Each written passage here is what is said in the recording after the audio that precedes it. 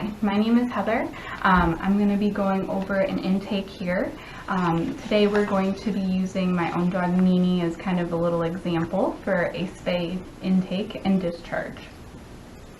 When it comes to the intake portion of things, I do like to ask the client as far as if the patient had eaten this morning because they should be fasted. I also like to make sure that there's no other concerns with the patient, no coughing or sneezing, anything abnormal, diarrhea, skin infection, anything abnormal that we should know prior to anesthetizing the patient. The other thing here, so then we kind of get into the spay. So a lot of people aren't aware of what is entitled or what is included or part of a spay. What we're doing is we're completely removing the uterus and the ovaries, so we're sterilizing the patient so they cannot reproduce again. So with that in mind, we kind of get into the details of what we're doing with the surgery. So there is an analgesic injection included. What we do there is it is a pain medication / a little bit of a sedative that we give them, and that kind of helps calm them down and prepares them for us to take them in for induction for anesthesia. We have the anesthesia induction inhalant, so that is the medication that we use to actually start the procedure, get them under anesthesia, and then we maintain that with isoflurane, so they inhale that. E-collar to go home, so that's the cone of shame. They do need to wear that for about 10 to 14 days after the procedure, and that is really important for making sure that they are not getting at their sutures or incision site and creating any infection or ripping those sutures out, things that would be big no-nos as far as our recovery period goes. There is the option for the home again microchip. We do like to implant this at the time of the procedure because it is a little bit larger of a poke, so we like to do that while they're sleeping, and that is optional to the client whether they would like to or not. Hospitalization for the day, so that's just for us keeping them here, us making sure that they're taken care of, everything we need to use for them while they're staying here with us. We have IV catheter and surgical fluid therapy. So the IV catheter is really important because that is how we administer our medications to them, and it gives us a direct line in case we need to administer any emergency drugs. The fluid therapy is really beneficial because that helps us with maintaining blood pressure throughout the procedure, and then it also is a good way for them to meet their hydration level through the day since they are fasting. We do send our patients home with some oral pain medication, and that is included in our spay bundle as well. It is generally Rimadyl. Unless it's a kitty, we normally do Medicam or a really small dog. But we do send home an NSAID with them that helps with inflammation while they're healing and just some discomfort or pain that they may experience for the first 3 to 5 days. I do like to tell owners too that we do give an injection of that at the time of surgery, and that helps for the first 24 hours, and then they typically start this the next day. And again, I kind of let them know that's something we'll further dive into during our take home. Flipping to the next sheet here is our basic intake form. So it's kind of generic. We use this for different reasons. At the top here we have our client's information. So first name, last name, their address, and telephone number. I do always ask them for extra telephone numbers or different telephone numbers, whatever is going to be best to reach them at in case we need to get a hold of them for an emergency situation, as well as scheduling their pickup time after they're in recovery. Here I have my patient's signalment, so her name is Nini. Her date of birth is June 8th of 2010, so she's about 4.5 months old. We're not actually spaying Nini today. This is just kind of a pretend thing. She is a Boston Terrier. She is female, so she's not spayed yet, and she is a canine. So in these two paragraphs here, we kind of just have some information as far as the patient or the client is giving us permission to go forward with this procedure today. There is always anesthetic risks with any age, any kind of health, good health, bad health. There's always anesthetic risks. But regardless, we're okay to go forward with the procedure, and that the procedure, benefits the patient, and that we will stick to, providing the best care for that patient and what we think is best for them. And this little paragraph down here, it's about resuscitation. So in the event of an emergency, whether the client wants to, yes or no, have us go forward with CPR and resuscitation. I do let them know sometimes that can be just administering emergency drugs, to help get the heart rate going, or as far as, performing CPR. So they initial yes or no for me.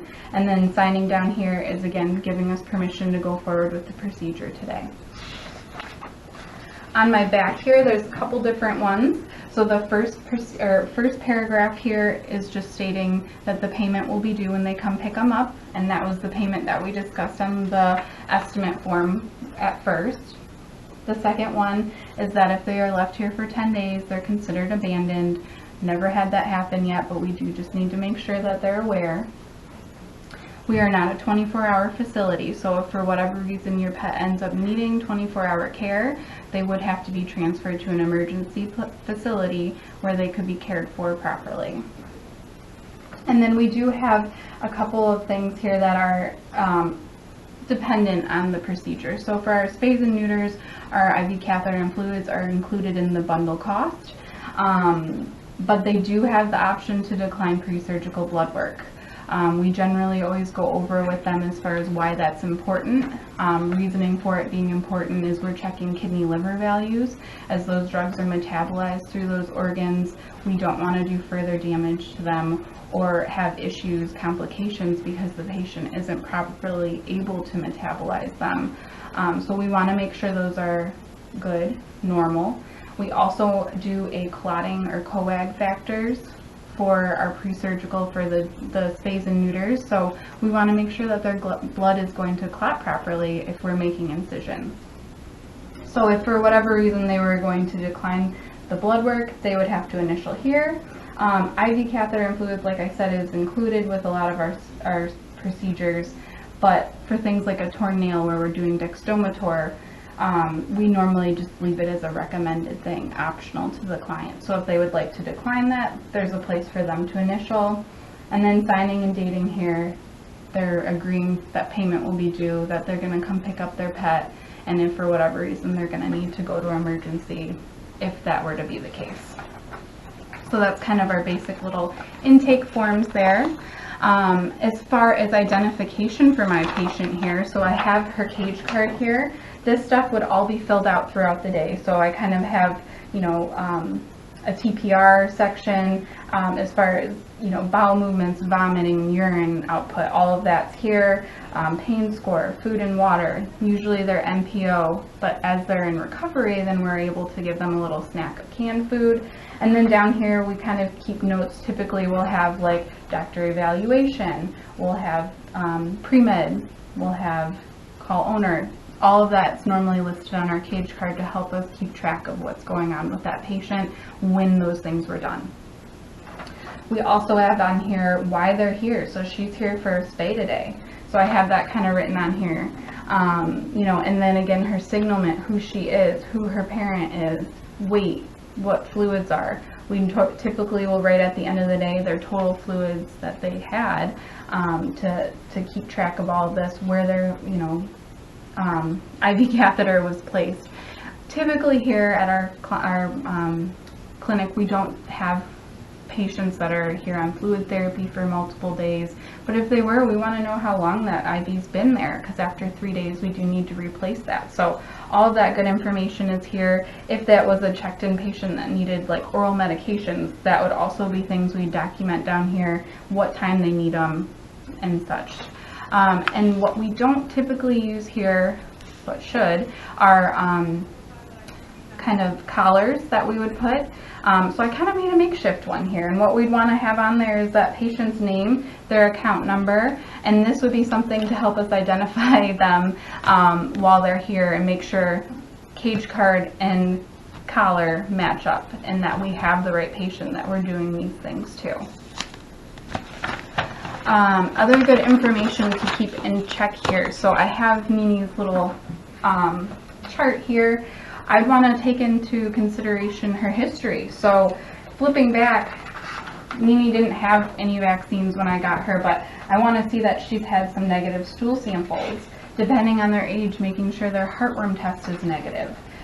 Here, I'm seeing emergency, where she's had to go to emergency, what happened there, why. If it's a patient that's gone to a cardiologist, why did they go there? Does the cardiologist have any specific kind of recommendations for an anesthetic protocol? These are all good things to keep in mind when you're flipping through their history here. Nini's younger, and so again, we haven't done blood work on her. We're not actually doing a spay on her right now, but what we would want to do is look at some blood work. So here I have kind of a copy from another patient here. So it's our pre-op screen. So we have a bunch of really good chemistry values, focusing on the kidney and the liver again, wanting to make sure all of those are normal. We have a CBC on here, as well as a APTT, so some coagulation factors. And that's what's included in our pre-op panels. Those are things obviously the doctor determines, but we want to make sure that they're all within normal reference range before we're anesthetizing that patient. So that's kind of the lab stuff that we want to have for them. As far as patient monitoring, so typically what we have here, our monitors are great, and they do print out these little things, and I'm sorry if you haven't been able to see all my forms. I will give you a little flash through here. But on our monitoring form, so we have our patient's name. This is my other dog, not for Nini, just to show you an example, and it has their heart rate, their SpO2, it should have their blood pressure, respiratory rate. It has all of their monitoring values, and we have our machine set to record every 10 minutes. So we typically will rip the little strips up and copy those and keep those in our patient's chart. Another way of going about that would be having something similar to this, which has all of the patient's information, pre-anesthetic drugs, their induction drugs, maintenance, and that's where we would, have their oxygen level values. All of that's kind of there.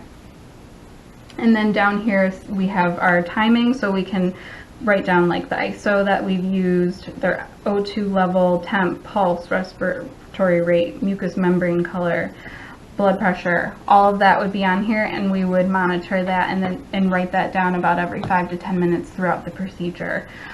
What we have here and use throughout our procedures, so we have all of our pre-meds, we have our fluid information, so where was the catheter placed, what their fluid rate is, what their maintenance rate is going to go down to after their surgical rate. We have their intubate or their ET tube size, all of that, temperature, pulse, so their TPR is all on here. Down here we have where the doctor kind of puts in their notes as far as things, and then on the bottom here we have, if we placed a microchip, their BMBT, that's another thing we include as far as pre-surgical blood work. We do that as they're kind of getting ready for surgery. E-collar, making sure their nails are trimmed. We do laser therapy on the incision at the end of the procedure, so making sure all of those things are done. And then on the back we typically note any kind of notes that we need to, or further monitoring beyond what we would have on our sheets from our monitoring strips. Okay, so the next part here is our discharge instructions. So Nini has finished her spay, she's going home, and I'm going over things with the owner. So it's been a big day for her. She's probably going to be a little groggy tonight. Sometimes I'll tell owners if they're whining, whimpering, it's generally just from the anesthesia. They get a little dysphoric from it, so don't be alarmed. We have a lot of different pain medications. We use a multimodal approach to them, so they are covered as far as pain. Like I said, that's generally just dysphoria. They feel a little loopy. And then what we have here as far as activity goes, so they have a nice midline incision. We want to make sure that stays nice and that we don't get any kind of infection, seromas, which is a swelling there of fluid under there. We want to make sure that everything heals properly. So in our discharge we say, very important to restrict activity. I want leash walking for potty breaks. I don't want them running around freely in the yard. I don't want them jumping up and down on furniture. If you are going to have them sitting next to you on the couch, that's okay, but you need to place them next to you on the couch and hold them there and make sure they're not going to run around. We do offer oral sedatives to take home in case that client needs some help with keeping their their pet quiet at home. No bathing or swimming, so we want them to stay dry. No getting the incision wet for a minimum of 14 days after surgery. And then again, prevent access to steps and climbing. If they do have to go up steps for whatever reason, and if they're not a portable pet, you need to have them on a leash and have them slowly and controlled walking up those stairs in as minimal amount as possible. Diet. So they were fasted today. Generally, we offer them a little snack of an easy on their stomach prescription GI food when recovery. Not everybody eats it, and even if they do, we still want that meal split up. The anesthesia kind of slows down their GI motility. We don't want to overwhelm them, okay? So for that dinner meal tonight, we're going to have it split in half. We'll do half of it, wait about an hour or two. As long as they tolerated it well, there's no vomiting, and they still have an appetite, you're more than welcome to feed them the other half. And then starting tomorrow morning, they're welcome to go back to their normal feeding routine. For medications, like I said, we generally send home Rimadyl, and in Mimi's case, I'm sure that would be the case.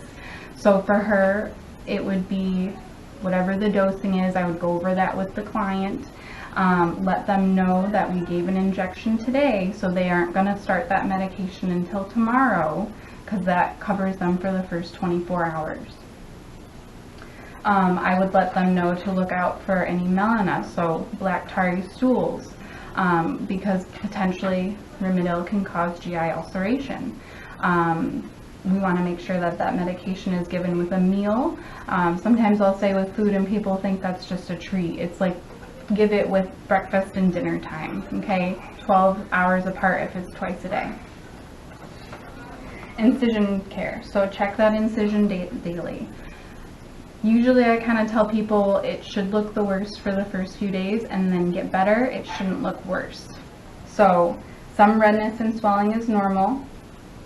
If the incision becomes painful or opens up, there's purulent discharge or frank red blood, we need to see that patient back, or if it's after hours, they need to go to emergency. A little bit of serous or clear discharge can be normal, especially within the first few days.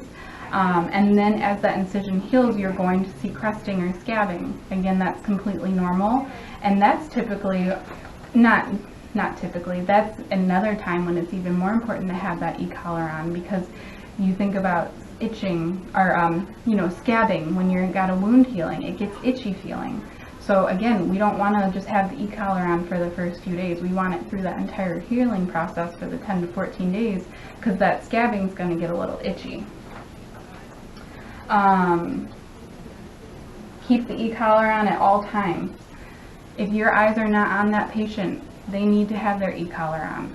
You may give them breaks while you are watching them for eating and drinking, or if you want to take a little relaxing cuddle break, that's acceptable, but your eyes need to be on them, and if they're interested in it, then they need to have that e-collar on. We've also started recommending surgical suits that they sell for dogs. Those can be an alternative for some dogs that just can't handle the e-collar, as long as they are not able to still get at that incision. And then please return in 10 to 14 days for the sutures to be removed. Depending on the doctor, obviously, some doctors do close up with gluture. I know one of our doctors here still uses sutures, and they do need to come out. Either way, we want to see her back in 10 to 14 days to evaluate that incision, make sure everything healed up good, and kind of give her the clear bill to go forward, remove the e-collar, and go back to normal life. We have a little section for special instructions. We always kind of type extra TLC, just give them extra care, make sure you're watching them, keeping an eye on everything with them. And then I do like to mention to keep them up to date on their monthly heartworm and flea and tick preventions, especially with our neuters, because they don't typically come back for a recheck unless there's issues. And sometimes we don't see those pets for a little while until their next, preventative care exam. So just kind of reminding them, hey, if you don't have any of those, maybe you should take some home today, or make sure you come back to us and get some. Okay, so that's kind of the basic discharge for them. As far as a spay goes, similar for a neuter, if not even easier on neuters because it is a smaller incision site. So that's kind of my intake, some of my patient information, and then my discharge as far as everything goes. Hi, in this video I'm going to demonstrate how to restrain a pet for blood draws. So little Nini here is going to help me out. We'll start with the jugular blood draw. That's typically our most common. So what I would do is kind of have her hugged up against my body here as far as her booty, and then I would hold her head on either side and then just slightly up, nice and straight, so my restrainer would be able to access her neck here. So again, holding her as such. Then if I was going to be holding for a cephalic blood draw, meaning front leg, I would again kind of hug her against my body. I would hold behind the elbow, and she's being a perfect example of why we need to restrain, because she's being a wiggly girl. And so I'd hold behind her elbow and use my thumb to pull, roll the skin over, and that would help roll the vein, so it'll be nice and in the middle for the restrainer. For the blood drawer. So this is how I would restrain for cephalic. And then for saphenous, ideally she would be kind of this way on the table, but with my camera being there, I'm going to go like this. So ideally her head would want to be in my arm that I feel comfortable with, because I want to make sure she wouldn't bite anybody. I would take my other hand and roll and hold off that vein. So I'm taking right behind the back of the knee there, or the stifle area, and pulling or rolling forward, and then that would be able to hold off that knee or the vein for that person who's drawing for the saphenous blood draw. Okay, so that is how you would restrain a patient for those different kinds of ways to draw blood. Alright, so for this video I'm going to be demonstrating how to properly move a patient in and out of a cage. I'm going to use Nini here to help demonstrate that. So I have my kennel here, and she is on my slip lead. So I'm going to go ahead and get her in there. Come on, girlfriend. Come on. There you go. So she is being willing for me. I do want to close that. Come here, honey. And then I like to take their leashes off after I've moved them in, because that way I know that they are secure and where they want to be, or where I want them to be. So now that she's in there, I'm going to demonstrate how to properly take her out. So I want to almost kind of block the door somewhat with my leg, just in case for whatever reason she decides she wants to barrel out of there. I have my leash ready to kind of loop her or lasso her in a sense here. So some dogs are a little nervous, so she's being cautious. It's okay, honey. Sometimes they need to see you. If they seem fearful, you don't want to put your hand up in their face. Okay, so now I pulled her on out. Good girl. So just being cautious with some patients. They can be either cage aggressive, they can be more nervous being in a crate. So just kind of taking their body language into consideration, so that way you're reading that and respecting them. Sometimes dogs may need a little coaxing. You might need to loosen your loop a little bit and hang it over their head, just so that way they're not as intimidated by your hand coming at them. But that is how you put a dog in and out of a cage. Alright, I'm going to demonstrate safely putting a muzzle onto a dog. So I did try to open this nice and open here. There's a kitty wandering around the room in case he comes into view. It's this dog's sister or brother here, so no worries there. Anyway, so I'm going to come from behind. I have this nice and open, so that way when I go to snap it around her head, it's not something I need to adjust. So obviously taking caution, I'm not too worried about her. So I'm going to kind of sneak behind her, put that on, and then just go ahead and tighten this behind the ear so it's nice and tight. And that's how we put a dog muzzle on. Alright, in this video we're going to apply an e-collar. Dun dun dun, the cone of shame. So little Nini here was kind of in between sizes when I was trying to pick one out for her. This one ended up being a little too small in the neck, although potentially it may be a little better as far as length for her. Since she's more of a stocky girl, this one fit better on her neck. So all things to kind of consider, as well as where you're trying to prevent that animal from getting at. This actually would probably be very appropriate if we had a torn nail situation where I don't want her getting at her front feet. And sometimes these little acrobats can still get to that back end, especially for a spay, which is a very common procedure. We would need that. So I have my e-collar made up. What I'm going to do is go ahead and lift these little loops here so that they're not scratching her face or her eye as I'm applying it. Hold on, girlfriend. Look at the camera. So I'm going to go ahead, kind of hold those out as I'm scooping it over, pulling those ears through, and then I just tie my little stretch gauze into place. You still want to be able to get the 2 to 3 fingers under there like any other collar. And then I like to tell owners if they're batting these off to put their collars through there, because that can help hold them onto their heads a little bit better. So that is how we apply an Elizabethan / e-collar / cone of shame to our patients. Alright, we're going to do a TPR on Mr. Vader here. So I'm going to start with his temperature. I'm going to do a ear temperature on him. Okay, honey. But ideally we like to do rectal temperature. It's just a little more accurate. So we got 100.1. We'll take it. We'll take it, yeah. I'm going to go ahead and write that down. Alright. Go ahead and listen to your chest.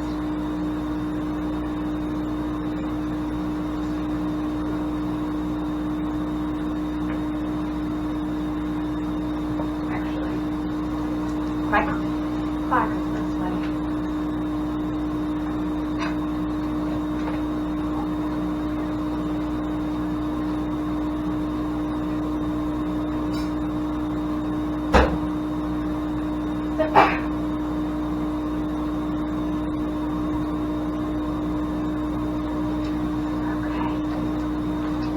So I went ahead and counted. I got a count of 30 for that 15 seconds, so I'd multiply that by 4, so I got about 124 for his heart rate. I was also kind of listening to his quality of the beats. He's a little nervous right now, so they were pretty loud there. And just listening for anything like a murmur, definitely would be something we would want to flag to the veterinarian before placing that patient under anesthesia. So then I'm going to go ahead and get a respiration on him, so counting the breaths. So actually I'm going to use my watch fast on how can I like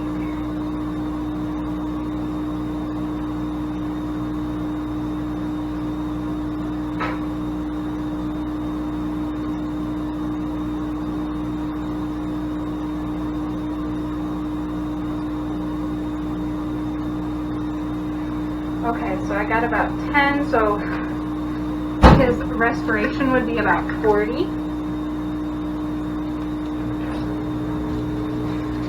And then just kind of moving on, so I do need to palpate a pulse on there. Sometimes it's even good to listen to them. Come here, buddy. And make sure that the pulse matches up with the heart rate there. So I'm going to go ahead and do that.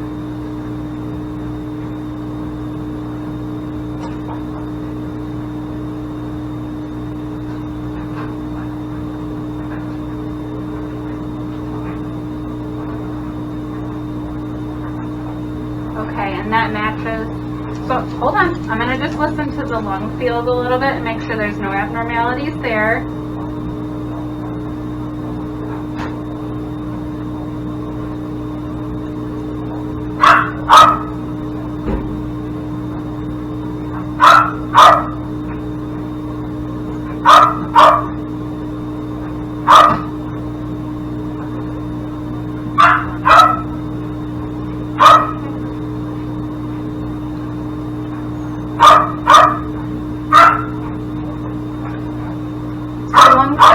There's no crackling or abnormalities heard there.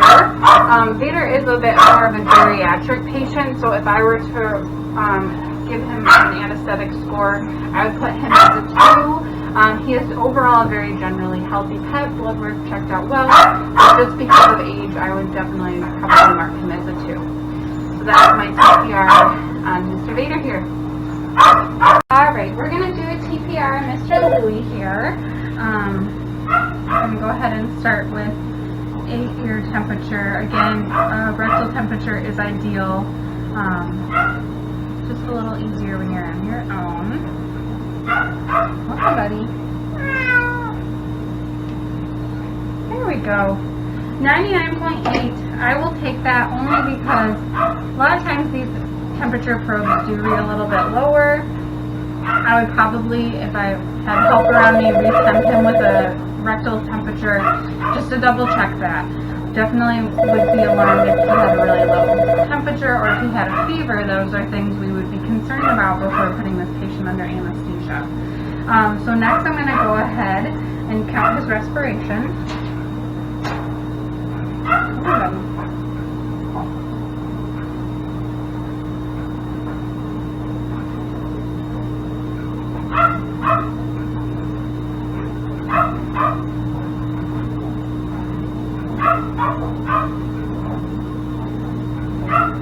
Okay, so I got about 12, so that would be 48 for a respiration for him. I know I kind of stressed him out. I went and woke him up from his slumber upstairs.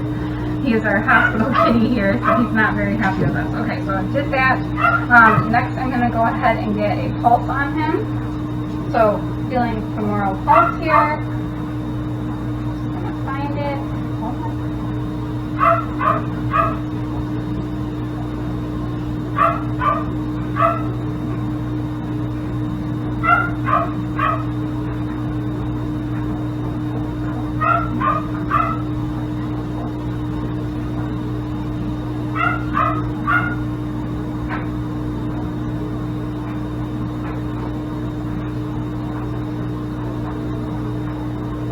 Alright, so I got about 180 for that.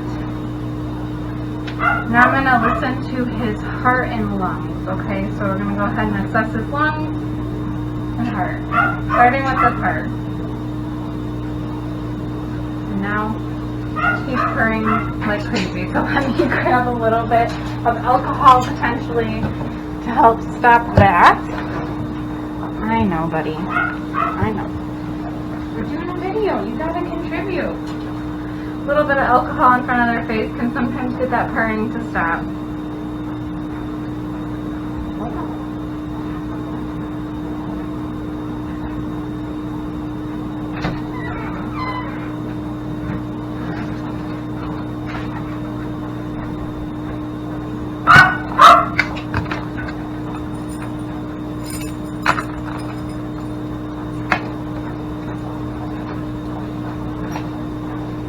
Okay.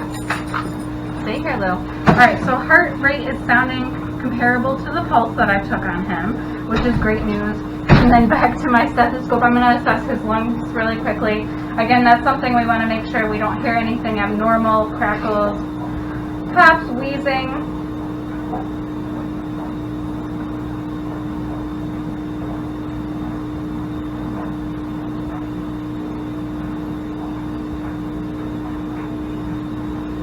Everything sounds pretty normal.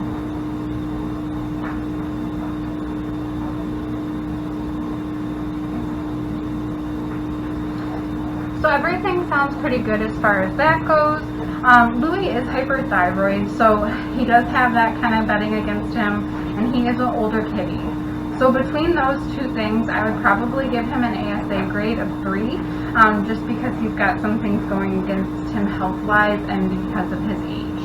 Alright, so that is my TPR on Mr. Louis here. Alright, we are going to go for a cephalic blood draw on this girl, Reba, here. She's got nice little crooked legs. Alright, honey. So just alcoholing, palpating for the vein. Taking my syringe cap off. Good girl. Good girl.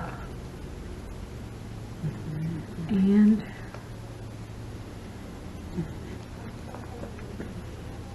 okay, and there is our blood draw. In this video, we're going to demonstrate a jugular blood draw. Michelle's going to hold the head up a little bit, and I'm going to hold off in the thoracic inlet here. I like to kind of find my spot before I go ahead and alcohol a little bit. Okay. And I do just kind of continually, I know, honey, feel until I'm like nice and confident I know where it is. Go ahead and uncap my syringe. I know, honey.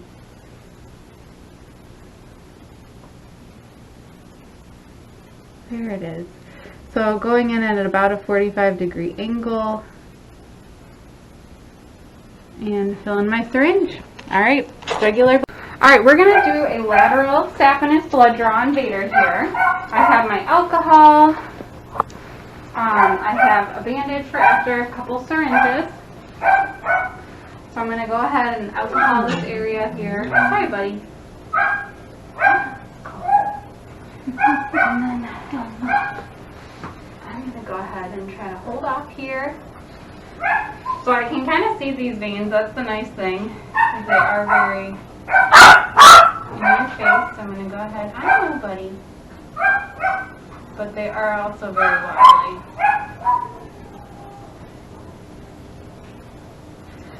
And since this is just for video demonstration, that's all the blood I'm going to take, but we went ahead and did that very well, and I'll go ahead and bandage them up. And that is a lateral saphenous blood draw.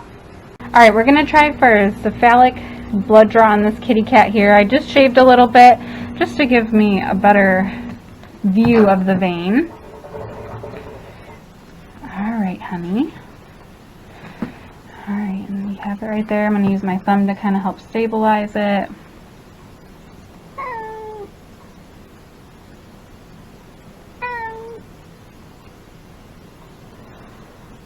Sometimes you have to pump their veins a little bit, or their feet.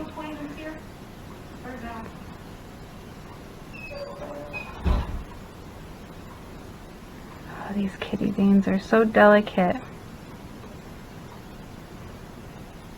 I know. Sometimes turning your syringe a little can pull the bevel off of a wall.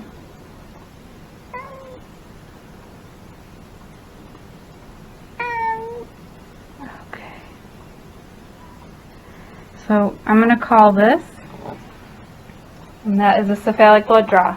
Alright, we're going to do a kitty cat jugular blood draw on this guy. Hi, honey. And I'm holding off in the thoracic inlet, palpating for his jugular vein here. Alright. I know.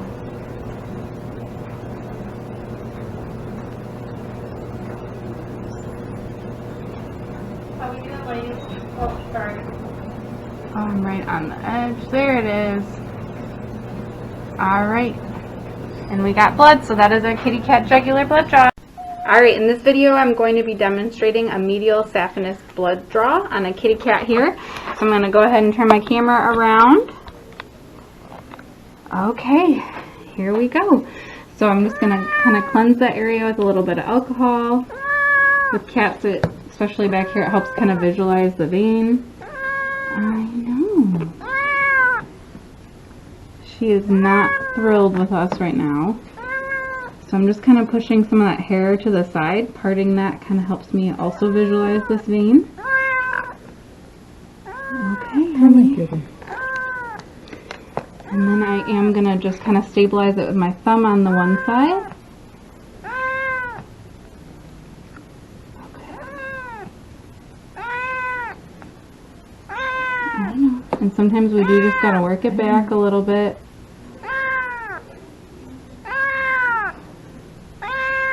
Hold on. I think I'm getting a little bit of air.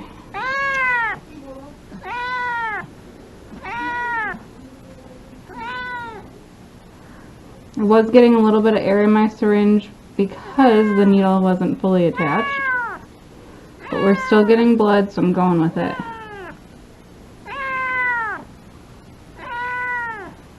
Okay, and that's all I can get right now. Alright, so that is my blood draw on a kitty cat, medial saphenous. Alright, in this video I'm going to kind of talk about some minimum databases that we want for our anesthetic patients. We're also going to talk about anything additional that we would want for those patients, and then kind of talk about some pain control for those patients as well. So starting with our minimum database, those things are going to be a PCV, a total solid, as well as a BUN, an ALT, and a glucose. So I have Scout's chart here. She's here for a spay today. We have her hematocrit, which is her PCV. That was within normal range. Reason we want to check that, as well as the total solids, is making sure that we're not dealing with something like dehydration, making sure we're not dealing with something that's an autoimmune disorder. If there was trauma, there could have been bleeding, so we would have a decrease in that hematocrit. So we're making sure those values are normal. The reason behind the glucose is we want to make sure that there's proper pancreatic function going on there. So we have that as well on here. We have her BUN. That we're mainly focusing on kidney function. We want to make sure her kidneys and liver are both functioning properly, because a lot of anesthetic drugs are metabolized through those organs. So those are very important as well. Additional things we want, so for these young guys that are coming in for spays and neuters, we want to do a coagulation. So we have a PT and an APPT for making sure her blood is going to clot properly before we're making incisions into this animal. If it was a geriatric patient, sometimes we like to do radiographs. That we're looking kind of at lung field, heart size. We're looking in the abdomen for any kind of masses.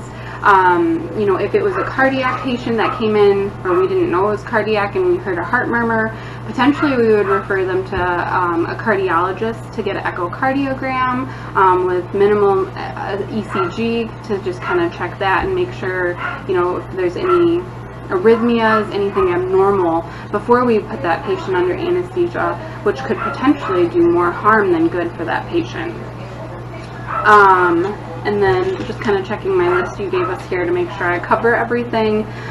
So we kind of talked about some additional things we would want to do. And then talking about pain control. So for these guys, when they come in, generally here a lot of times we're going to do Buprenex, which helps with pain. That is an opioid, so that helps kind of block the pain cycle for these guys, and we give that to them beforehand. And opioids actually give more benefit to our patients when we give them prior to anesthesia, before the pain starts.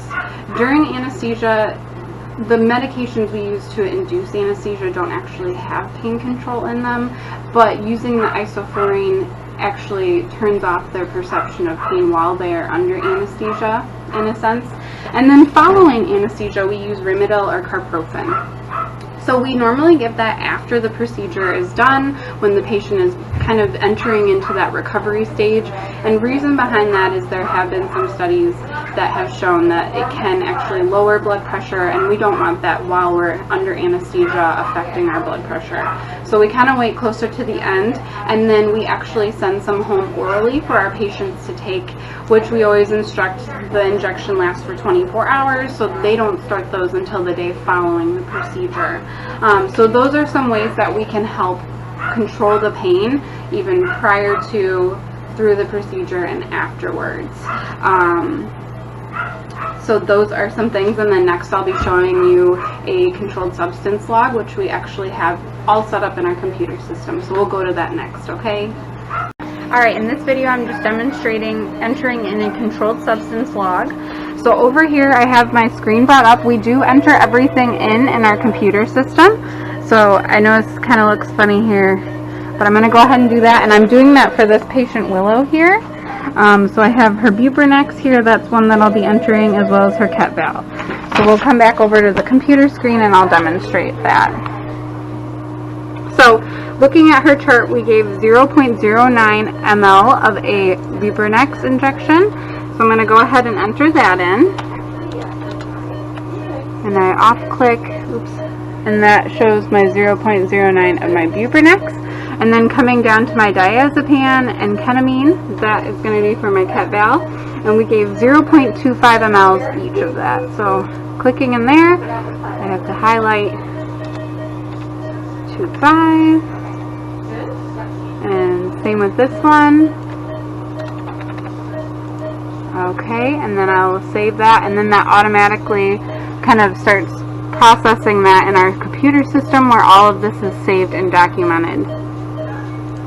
Okay, and that is, oops, kind of breezing through here, and that is inputting for a controlled substance. Alright, Dr. Black, alright, we're going to go over the anesthetic machine, all the parts of everything, and so to start I'm going to show you our oxygen tank.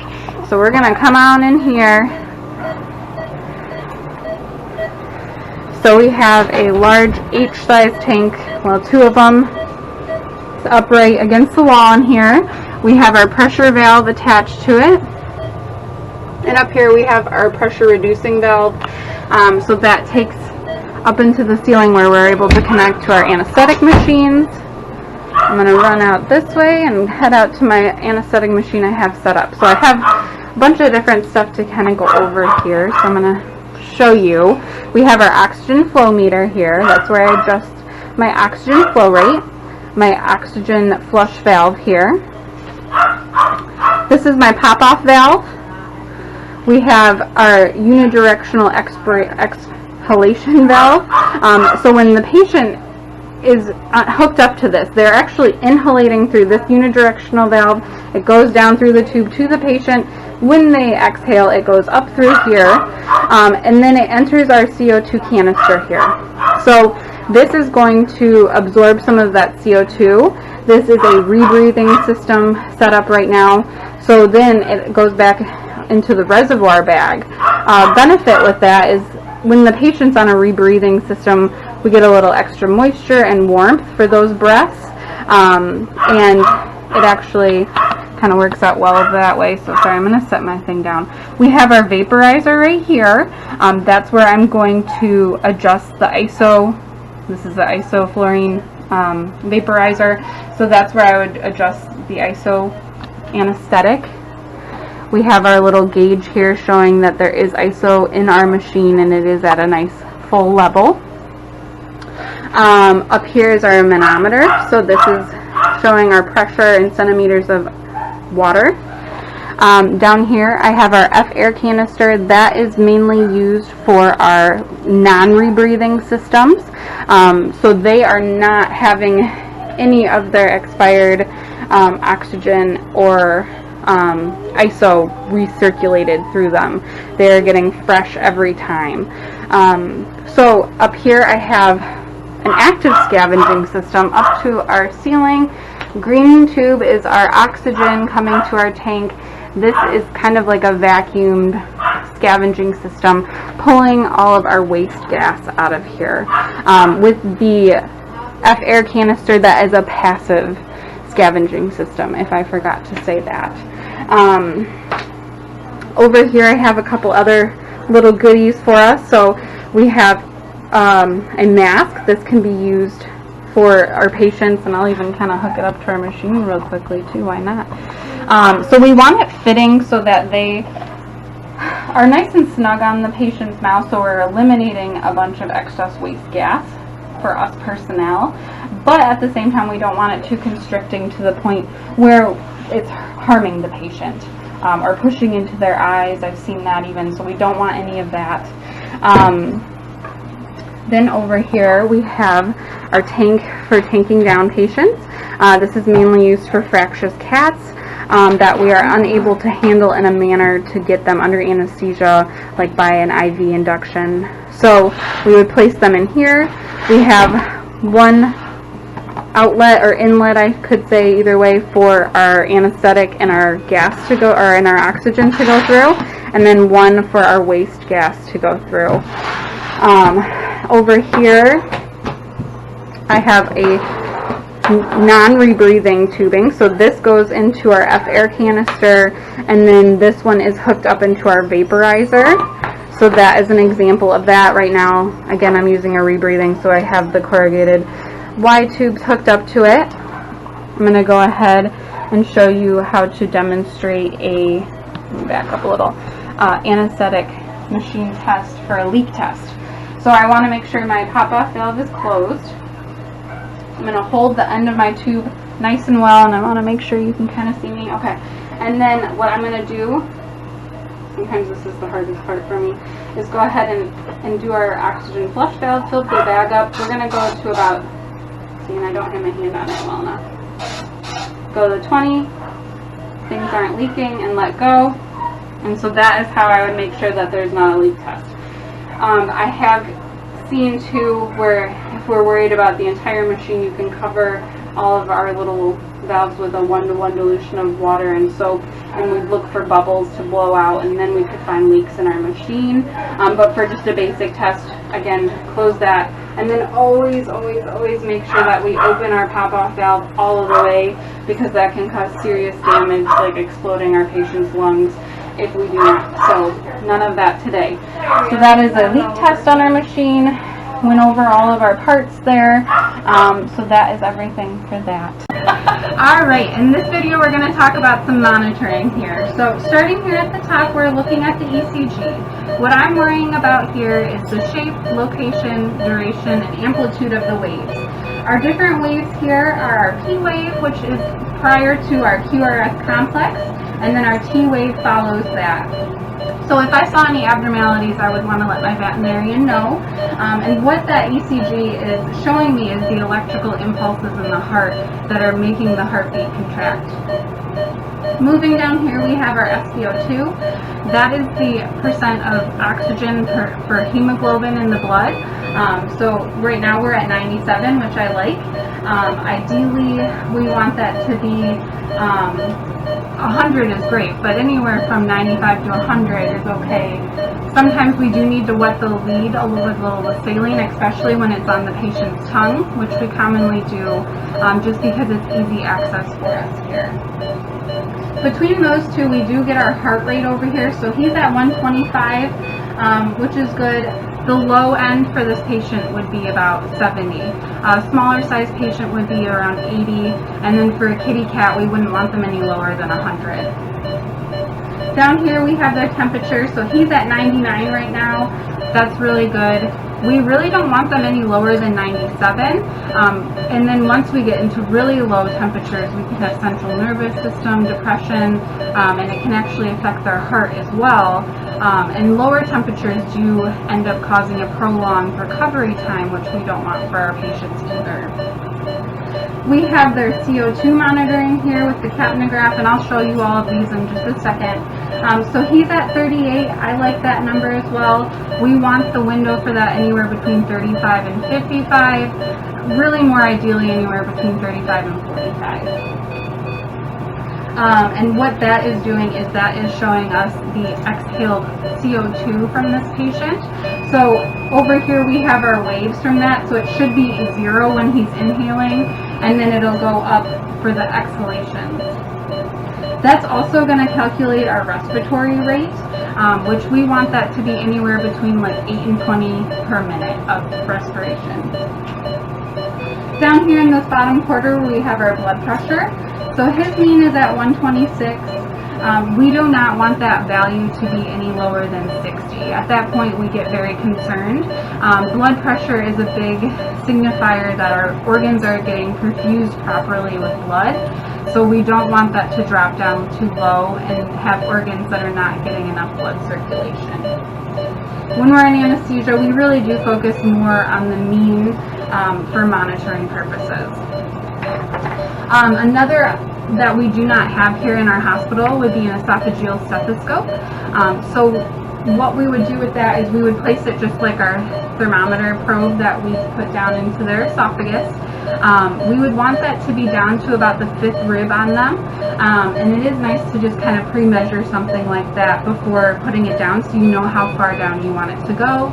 And then when you have it in there, you just kind of adjust it until you're hearing the heartbeat clearly.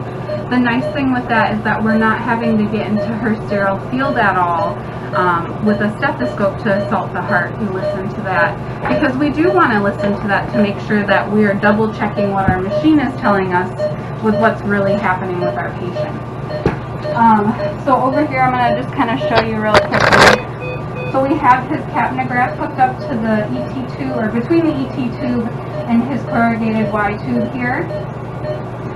We have his SpO2 monitor here on the tip of his tongue.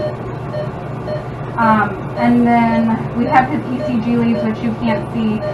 We have the white one kind of in this area on him for his right arm. Black one would be here on the left arm.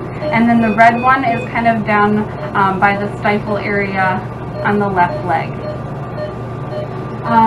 What else? So the esophageal stethoscope, so let me just show you that. So I have that here. I kind of quickly pulled that out. And then what we can do is slightly pull the tongue. And that helps kind of give us enough room to advance that down his esophagus. So that's how we would go about hooking that up on our patient. Our blood pressure monitor is over here on his right arm here. We have it on his metacarpus here. The idea for that is we want it to be about 30 to 50% circumference of his appendage here. So just kind of keeping in touch here with monitoring everything. So we do have, luckily our machine prints out all of our monitoring stuff too, but we also a lot of times will use other monitoring devices to kind of double check things. Plus we're taking our own things, assaulting the heart, making sure the heart rate matches up with that as well, because we can't trust technology 100% here. So, you know, documenting that as time goes on, you know, making sure, so like right now it's 12:11. I would write down his blood pressure, BP 173 over 103 with a map of 126. Our heart rate is 111. SpO2 percent is 92. Our temp is 99.7. And then our CO2 over here is 38. And that's millimeters of mercury right there for marking that. So I would just continue to monitor this. We want to monitor and document all of these values every 5 minutes while we're over here in surgery. Temperature can be taken about every 15 to 30 minutes. And then we always definitely want to do a post-op temperature check as well on our patients. So I think that is everything in regards to covering our monitoring on our patients here. All right, Dr. Black, I know there's always a lot that I'm trying to get out to you and make sure you understand that I understand what I'm talking about. So I know I said esophageal stethoscope for this, but this is our temperature probe. But either way, it would work the same way, where I'm advancing it down the throat through the esophagus to where it needs to be to monitor those values. So just a little addendum there, correcting myself, saying I do know what I'm talking about, so sorry about that. All right, we're going to go ahead and place this cephalic catheter. I did already shave this because this is my second attempt on this leg, but we're going to restart. So basically I started with shaving. I went over the carpus area, kind of mid-leg there. You can do a circumference shave, especially for a catheter that's going to be maintained for a few days. We don't want to keep a catheter in a leg for more than 3 days, and then we would switch. But since he's just doing this for a quick little growth removal, we're just doing a quick basic shave down right there. I'm going to start scrubbing, so I want to use my chlorhexidine and my alcohol 3 times, just like when we're scrubbing in a surgical patient, or like we'll be scrubbing his throat actually. So I'm going to go ahead, alternating between the 2 of them. And once I hit hair, I'm tossing it.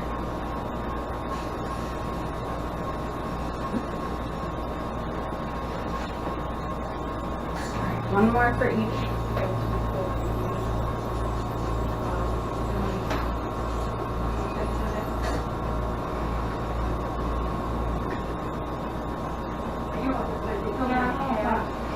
Okay, so now that he's nice and cleansed, I'm going to go ahead and get my catheter.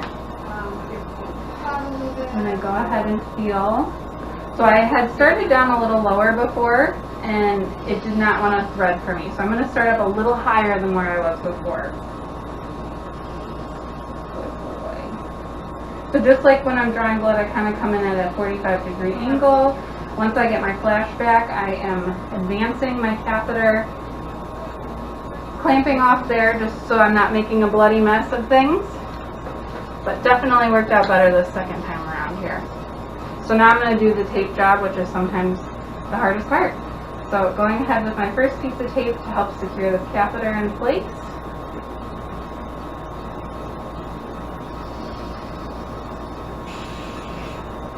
What a good boy.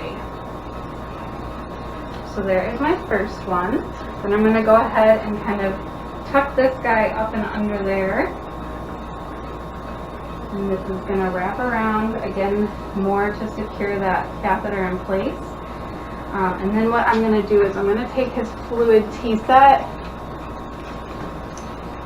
It's kind of tangled up here. There we go.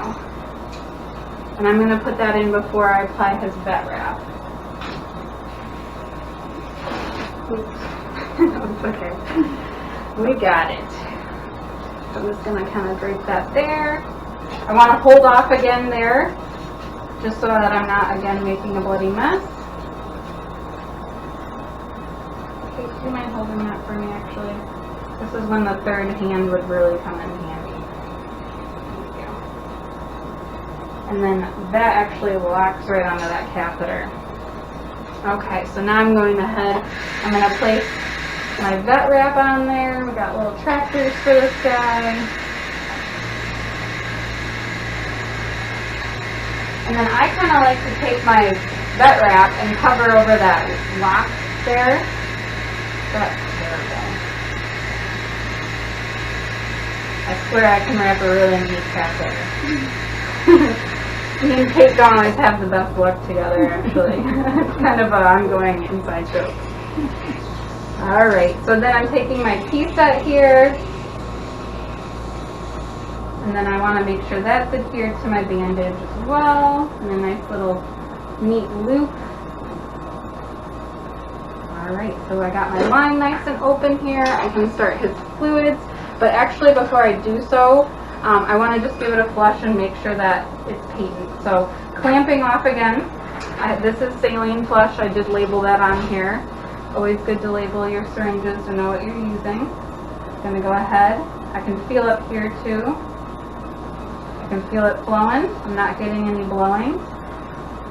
So we are nice and in and patent and ready to go. So that is how to place a cephalic IV catheter. Alright. So in this video I'm going to be placing a medial saphenous catheter in this little kitty who's going to be going under for a spay today. I do have all of my supplies here. So over here in front of me I have my tape rip. I have 2 pieces of 1/2-inch tape and 1 piece of 1-inch tape. I'm going to let go of her leg for a second. I have my clippers here to shave my spot. Scrub, which I'll kind of bring forth. I don't want her to knock it off, so I'm going to just kind of tuck it here. A little bit of vet wrap.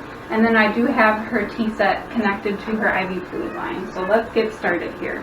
I'm going to start with shaving. Alright, kitty, here we go.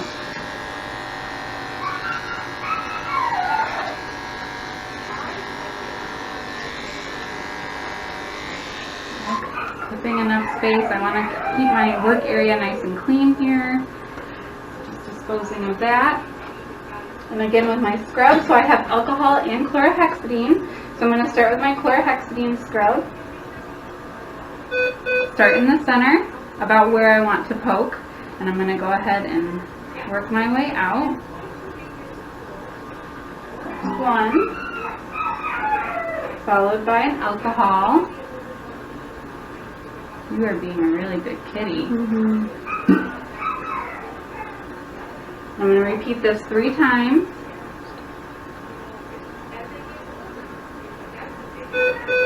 Oh, it's okay. And I'm kind of wiping some of that hair that's fluffing in my way here when I hit the edge. I don't want to re-wipe in towards the center when I'm doing this. Once I hit that hair. I got a little Braveheart music in the background. No, it's okay. Alright, so now I'm going to go ahead and get my catheter ready here. I don't know if I should have done this prior to, but we're going to make do with what we're in here. I do like to kind of loosen the end here, just so that's ready. Okay. So I do use my thumb a little bit to kind of help stabilize things. I'm going to kind of go mid of my clipping area because I don't want my catheter to be touching any hair. And kitties have very superficial veins.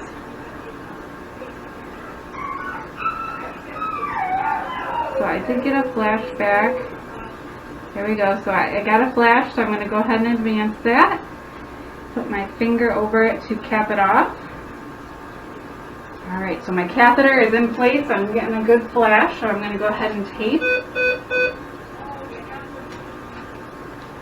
And remove my sharps too, so everyone stays safe.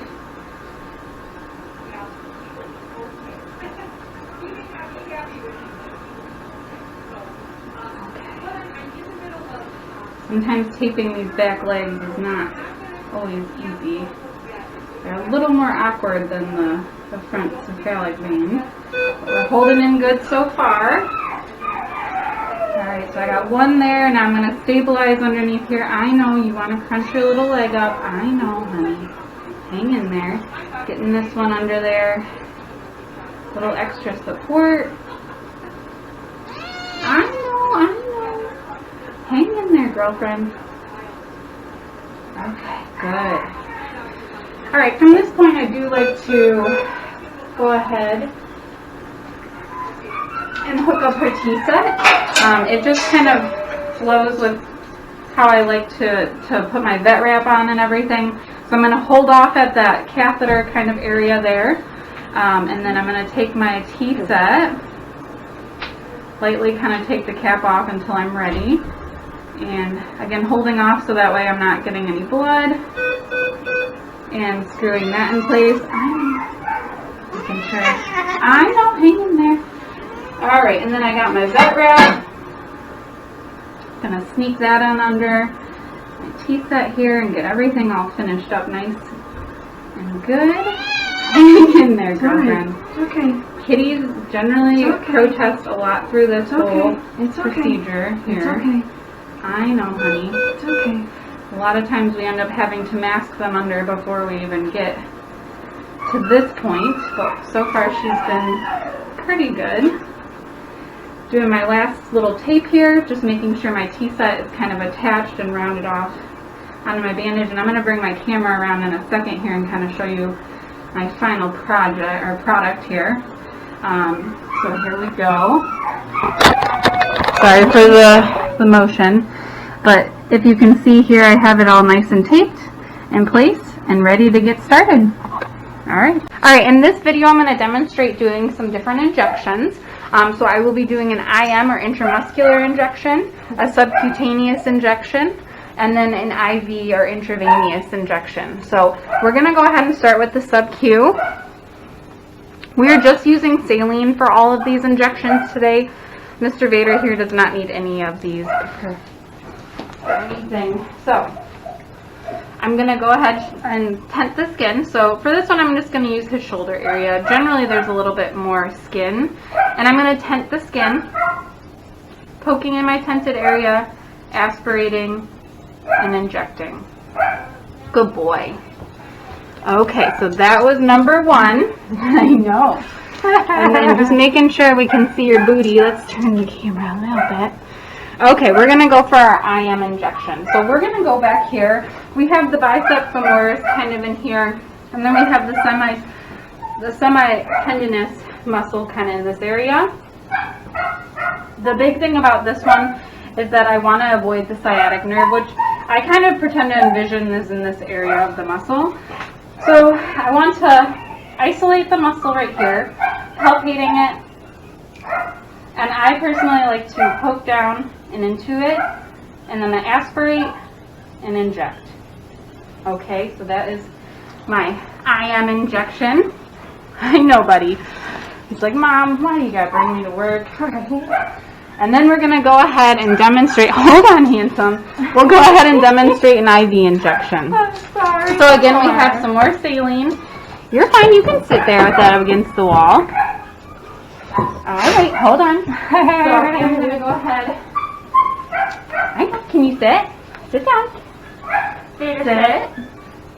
Theater. Sit. Come on, let's sit. Come on, buddy. It's like, Mom, you always make me do all your videos with you. All right, so then Sam here, she's going to hold off the vein, just like as if we were placing a cephalic IV catheter. Doesn't matter, whatever is most comfortable for you. Okay. Sit down. Sit down, buddy. Sit. I'll do. That's great. Okay. So we're gonna hold off here. Just gonna alcohol my area. Ditch my gauze. Alright, buddy. So using my finger to kind of feel, and then my thumb I use to actually stabilize that vein there. Good boy. So I'm going to get a flash, and then I'll have my assistant let up on the vein, and then slowly inject. Good job, buddy. And that is demonstrating my 3 injections there. All right, we are going to intubate, induction into anesthesia and intubate this guy. So I have my ketamine Valium 1-to-1 ratio mixed up here. Dr. Putt, my preceptor, did watch me go ahead and draw those up and have everything ready here. I have a laryngoscope ready in case I need to use it. And then I do have a 10 millimeter ET tube ready. He is about 45 kilograms, so this was an appropriate choice for his weight. I also did kind of measure between the nostrils there to make sure that it seemed like an appropriate fit. So let's go. I'm going to go ahead and slowly titrate to effect with this. We have his catheter nice and placed here. So giving about a quarter at a time, and then we are going to just kind of see how he goes as things go. So initially just checking palpebral reflex. I'll be checking pedal reflex, and once they start to relax, we are able to remove the muzzle. Unfortunately, he is a little nervous of a guy. So go ahead, give a little bit more.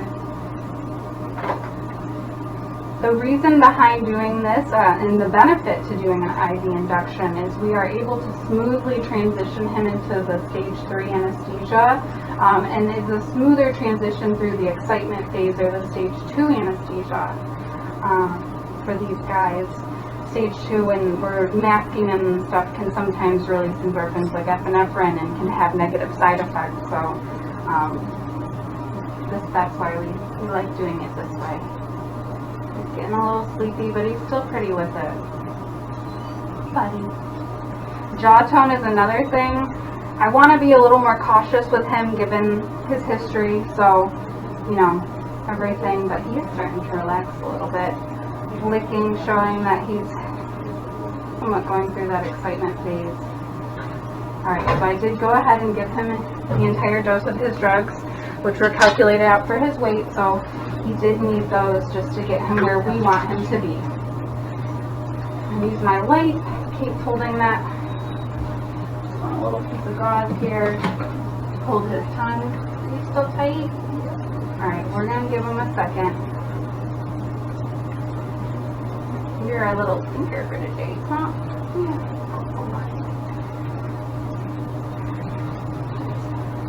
Always having a nice little... Oh, we're getting better there. Okay, much better where we're at here.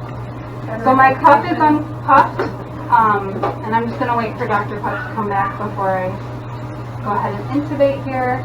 So I'm visualizing his epiglottis down here, and what I want to do is kind of push that out of my way without causing any harm, and then go ahead and advance that into his trachea. You got it. So hearing him blowing through the tube, seeing some steam coming through, are all good indicators that I am where I want to be. I can also palpate his neck and feel for basically one tube feeling in the neck would definitely indicate that we're in the right place. We're getting him hooked up, and I'm going to go ahead and lubricate his eyes real quick. Good. Perfect. And we'll go ahead and get forward with his procedure. Hi, Dr. Black. I just realized that I said 54 kilograms. He is 54 pounds. He is 24 kilograms. So that is where I got his trach tube size. I'm sorry I had a little dyslexic moment there. So just kind of reiterating that he's 24 kilograms, and that's why I chose a 10 millimeter tube. Okay, we're going to do a brief discussion about inflating the tube here on our patient. So I have my 12 ml syringe here. What I want to do to ensure that we're not leaking around the tube is I'm going to give him a little breath, and then I'm going to listen to make sure that I'm not hearing any noise coming through. So I'm going to go ahead, I'm going to hit this just a little bit, so I'm going to just pop it up a little.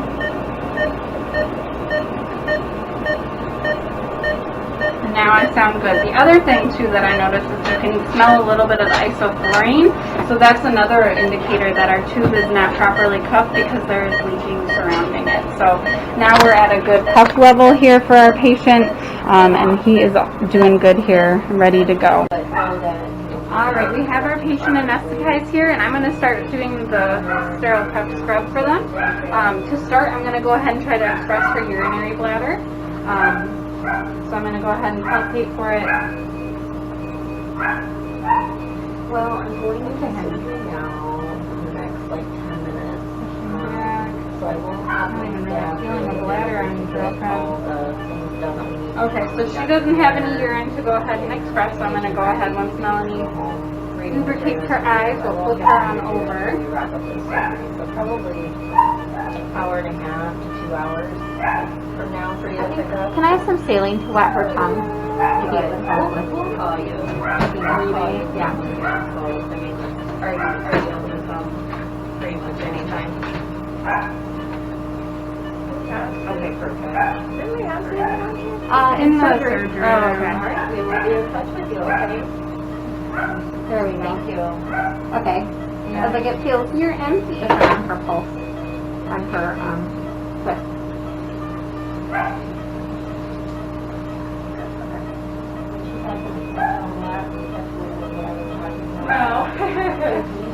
So basically what I would want to do if she did have a bladder is palpate for that, and then just kind of press backwards, and that would help kind of push them out. When they're in this anesthetized state, they're relaxed enough where you are able to do that. You can do it when they're awake, but sometimes they are able, because they still have their muscle control, to control if you can express it or not.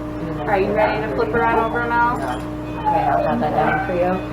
And then I don't know who we called Dr. Marin. They only can't see that. Yeah, I know. But we need to try to find out when she might. So I'm going to go ahead and start shaving here. Okay. I I have Dr. Cotton. He sounds like I'll he hold works it for for you. I don't want pretty quickly. Okay. Making sure that we're up high enough. No.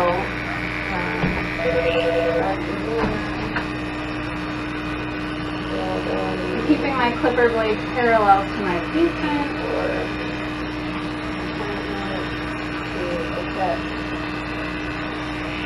And making sure it looks nice too, because we don't want it to be kind of a hack job and look poor on our part. Clients generally judge us based on our shave job more than the surgery itself.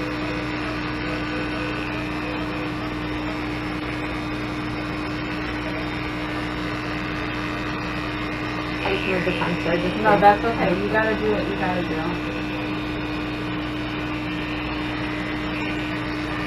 There we go.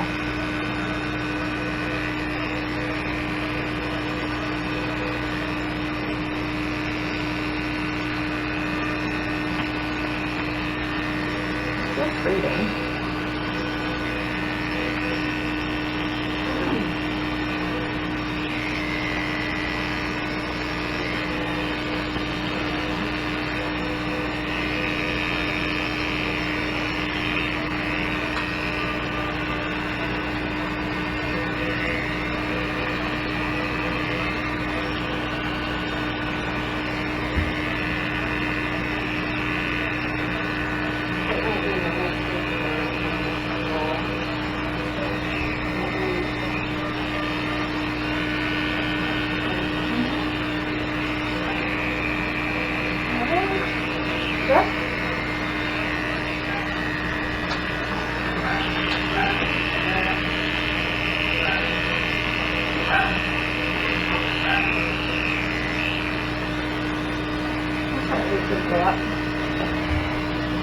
Inflate her cuff a little bit more.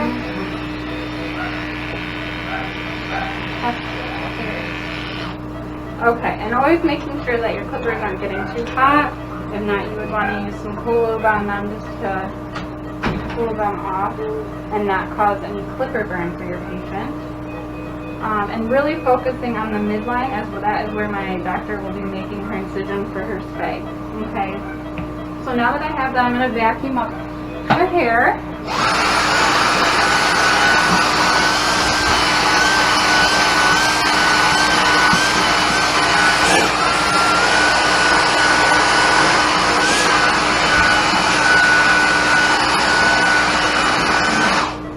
Trying to use my hand to not actually suck the patient's skin up completely, and I'm actually going to start that way.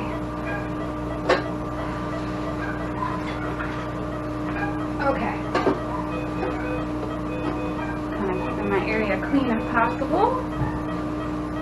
So I have my alcohol scrubs and my chlorhexidine scrubs. I'm going to rotate between the two of them.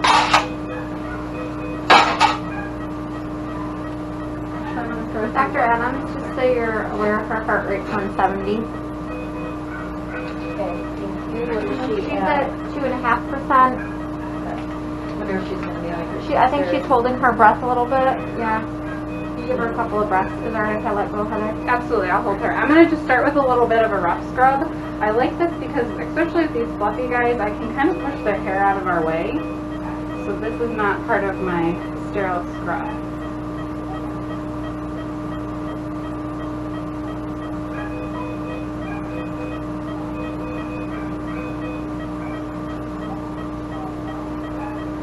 So I'm going to go ahead and start. So I'm going to start in the middle, right where our incision line will be. So starting there, rotating.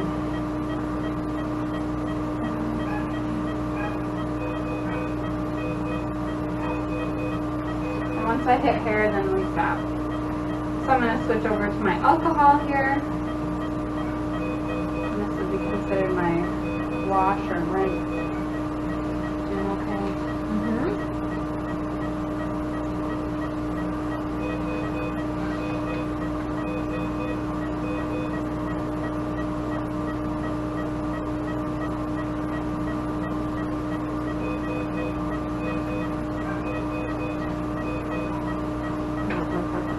I got her. We're going to repeat this 3 times. If it is a dirtier patient, then you're going to want to repeat until there's no longer dirt on your gauze or cotton sponges. Luckily, this girl is pretty clean to start, so I'm in the last one here.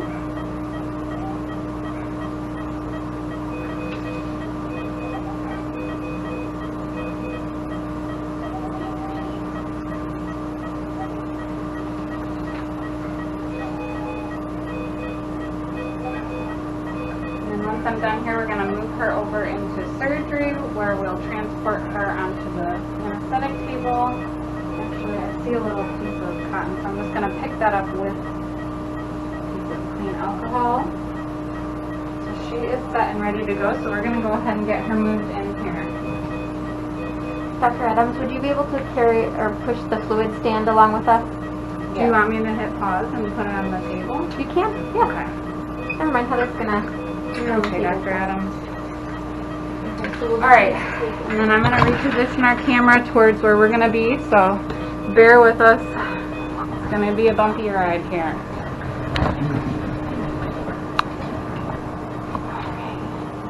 And then I'll move us into a better, you know what, actually, I'm going to take our camera.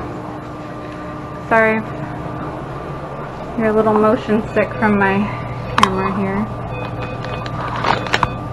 Perfect. All right, we're going to go get our patient in here.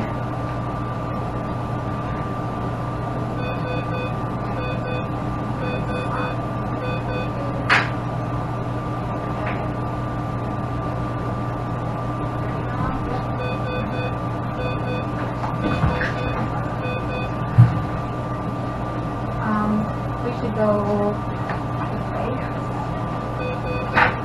Perfect. I know, fluid.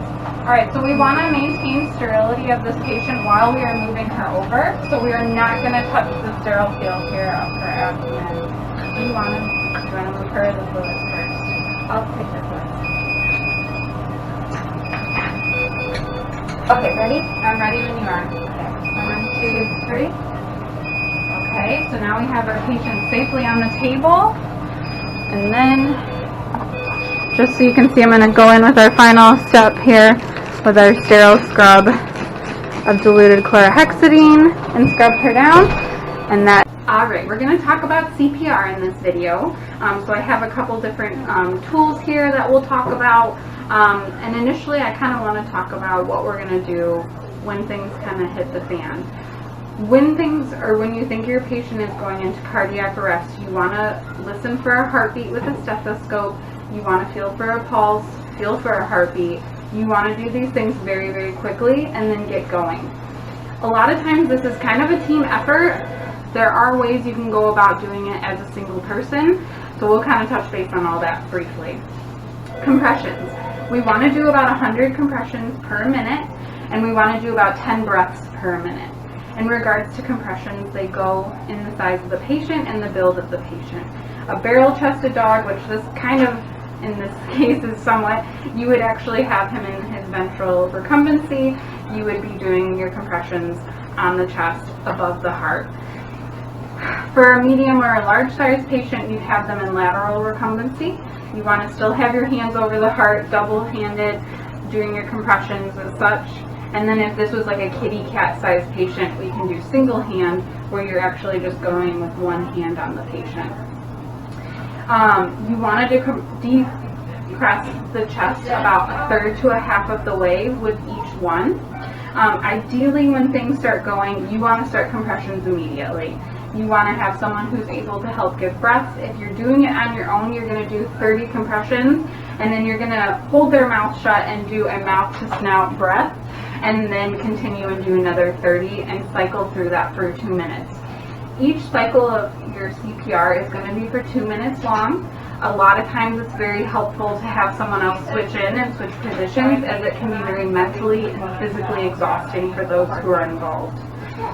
When, let's say I'm starting my compressions, we're going to pretend we're going to the beat of Staying Alive, you know, going at it. Someone's going to hopefully be able to help intubate our patient. So again, we're going to take our little ET tube, pretend that he is intubated.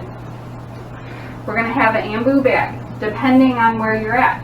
If you're in a place where you have an oxygen available, you can definitely go ahead and do that. You just have to be careful because you are delivering 100% oxygen, so there is potential for over-oxygenating your patient. If you were to use an ambu bag, you just connect that to the end of the ET tube and give your breaths. You want the chest to fully inflate and deflate while you're doing each one. So ideally, I would be over here giving my compressions.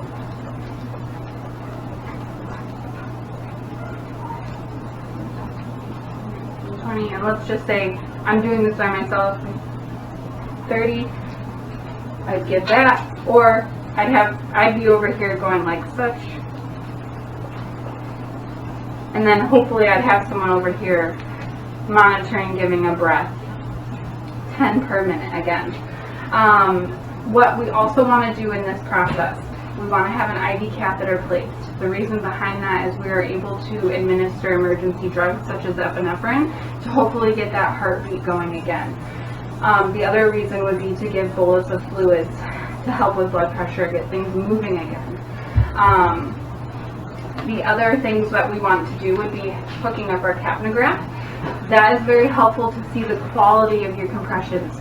You want them to get to about 15 millimeters of mercury while you are doing that. The other thing would be an ECG, and that is just to see the heart rhythm while you're doing it. So a couple things we can use to help monitor our patient and see how things get going. And then we would just continue cycling until our doctor tells us to cease, depending on how things go. If things start bouncing back, we'll follow doctor's orders and take it from there, or unfortunately sometimes you kind of have to call it and just let your patient go. I think that's everything in regards to CPR. So that's my video. Alright, in this video I'm going to be demonstrating my sterile surgical scrub-in. So I have my gloves over here and my gown, which I want to start with opening first. Alright. Dr. Putt has hers all open over there. So, I'm going to go ahead, open my gloves, not touching them or the inside of my paper. They give us a nice little flap here. Okay, so then I'm going to come over to our sink. I am going to just kind of wash my hands. I know it's kind of hard to see me. Unfortunately, I have to use a tripod to make sure that I can video. Washing my hands really well. Trying to scrub underneath my fingernails. And I am going to kind of wash up to my elbows too, just because that is part of the scrubbing portion. Here in our hospital, we use a surgical rub. So it's got chlorhexidine and alcohol in it. So I'm not required with that to have to scrub with a brush. I guess it's a more old school way of doing things, so you could say maybe.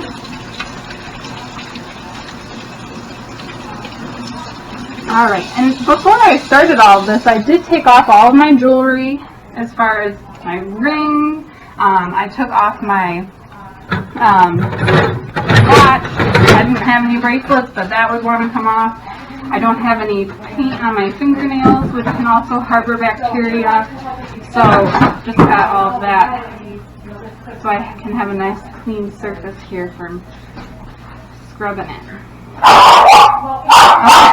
So now that I've finished with washing my hands, I'm going to go ahead and do my rub, which is actually right next to the camera here. I'm sorry. So I have a little here that I'm going to go ahead and depress. I got a crazy boy in the back. So I have my scrub here. I'm going to start with my fingertips. So I kind of like to just put that up here. Get it nice and under my fingernails. And then I'm going to scrub down each side of my fingers, okay?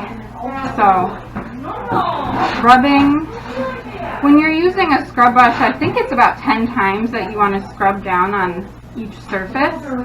So, I want to try to do that about with my rub as well. Just rub it real in there really good. So, I hope you can see me pretty okay here.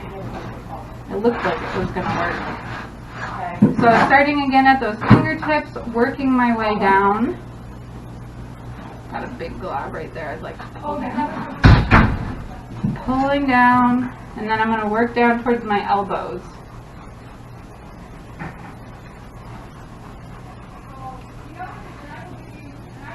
So it can kind of come down to personal preference. I have met some people who like to do this like 3 times. I like doing this once through and then kind of focusing more on my hands the second time through. So going ahead, doing the same thing, working on my fingertips, bringing it down, and I can even kind of start to position myself this way here. Working. So nice thing about this is I don't need like a sterile towel to dry my hands with. I can just let them kind of air dry here. So, got my fingers nice and good.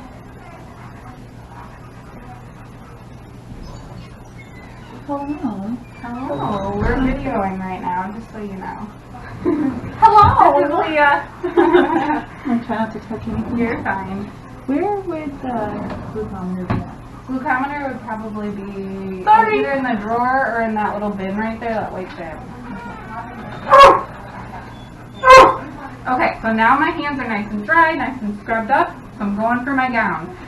I'm going to step this way just so I don't kind of potentially contaminate my gloves there. So, go ahead, Leah. You're fine. I'm going to pull this open, pop my arms through. Yep. And I am going to go ahead. Sorry, Jenny, I'm on video. Everyone's like, what are you doing, Heather? So talking to yourself over here. Alright, these gloves have been a little sticky. So I'm pinching them with the sleeves of my gown here. So I'm not touching them with my hands. I just need to get it so I can actually get my hand in there.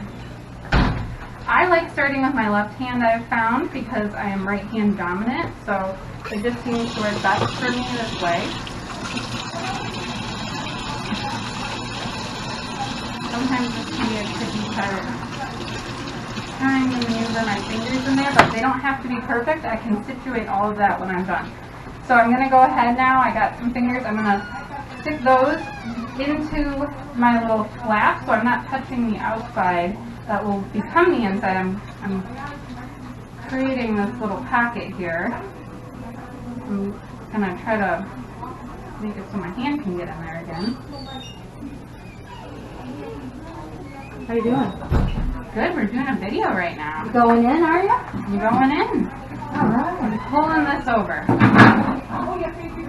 Yeah, I haven't earned the grace yet on these. Alright, so now I kind of am situated to a point where I can touch myself. So I'm going ahead and I'm situating my gloves. Yeah, it's okay. Sorry about that. It's alright, we're having a whole party back here. Okay, I'm really Others sorry. struggling. My apologies. You're good. So, can kind of pull those down, situate my fingertips. Okay, so now I am not going to touch anything. I want to kind of stay right here. So just going to hold my hands. I'm going to go find my technician, Kate, who's going to go ahead and tie me in. Okay, we're in surgery now. Ashley's going to go ahead and open the first layer of the pack for me. And then I'll get things situated from there. Thank you. I'm going to kind of come this way. I'm trying to stay within camera view, but, you know, not always possible. Got that nice and open. I'm going to just set that aside for now. And honestly, all of our instruments are pretty well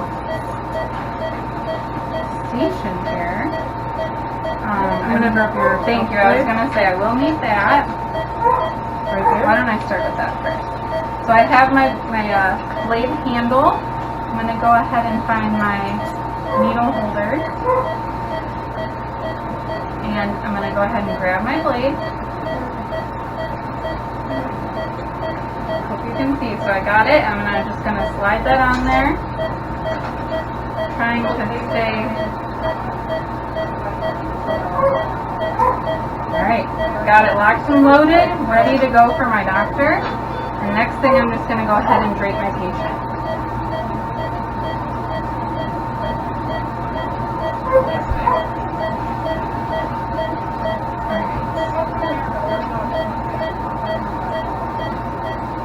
Okay, so then my hands are going to go back here. So I want to maintain sterility here.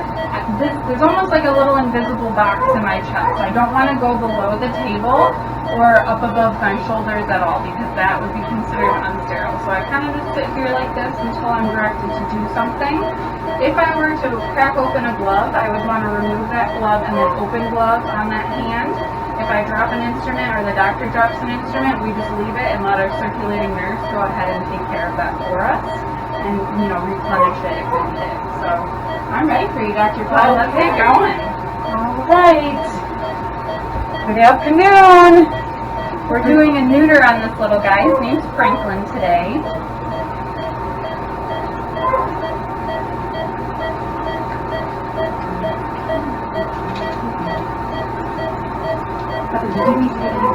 So I kind of just sorted this for you, Dr. Hutt. I do need to hand you some instruments. Okay, so would you give me the bandage scissors? bandage please? scissors. Yes, please. Thank you.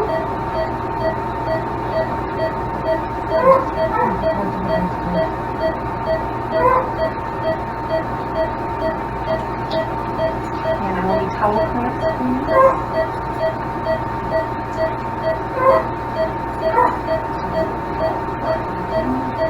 So I'm holding the bottom of the instrument and putting the handle in her hand.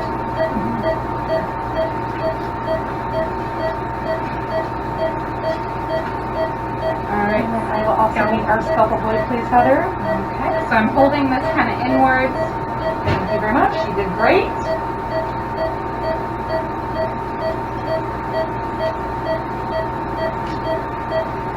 other thing I do need to do is just make sure I control any kind of bleeding for you and moisten any tissues we need to take care of while we're in the process. So, I guess just let me know. Scissors, please, Heather. Regular, the Mayo I think scissors, that, yes. or the that's medicine balls. balls. Perfect. Thank you, Heather.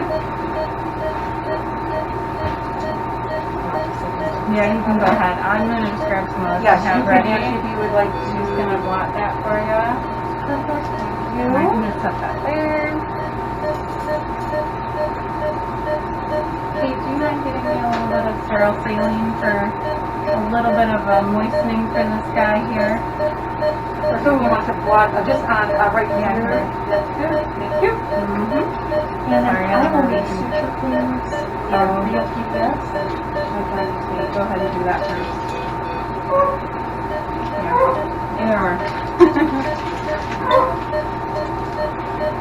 So I'm gonna hold this. You can use a bowl and actually put the gauze into the bowl and then have your technician go ahead and fill that. So we have a nice little sterile, perfect. So I got a nice little sterile moist gauze here that I will use just to care for that tissue.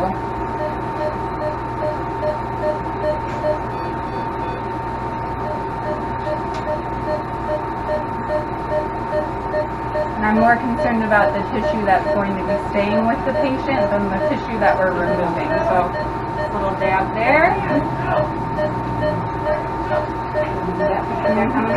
And then at some point, do you mind if I just pass you the thumb forceps? Or how you might not need them, but Yes. maybe when you're They will doing be something. They will be moving once I close over. Perfect.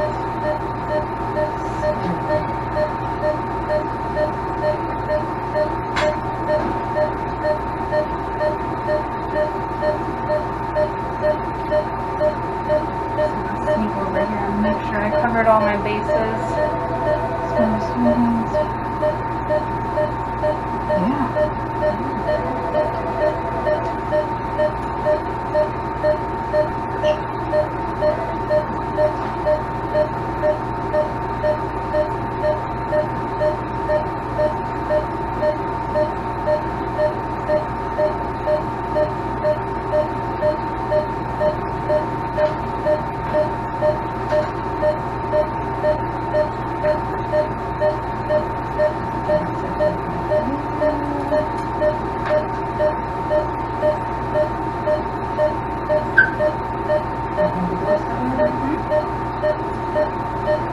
Another side note I forgot to mention actually was when I was scrubbing in, I did have my cap and my bouffant on already. Those are things that are not considered sterile, so if I were in here, I don't want to be touching my mask, I don't want to be touching my hat. Again, just my hands are really the only thing I want to be touching besides that. I don't think I can need a couple blade again. Probably.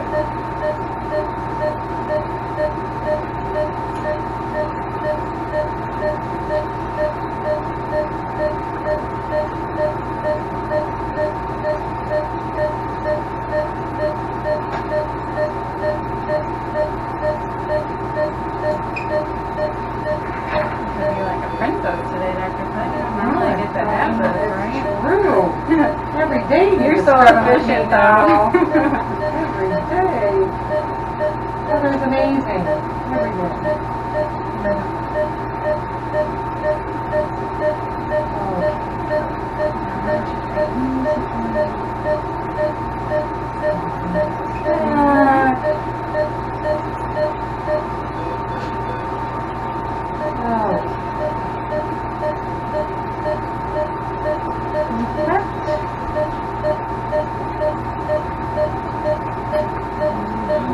Very good, and I would love my thumb forceps. Yeah, okay.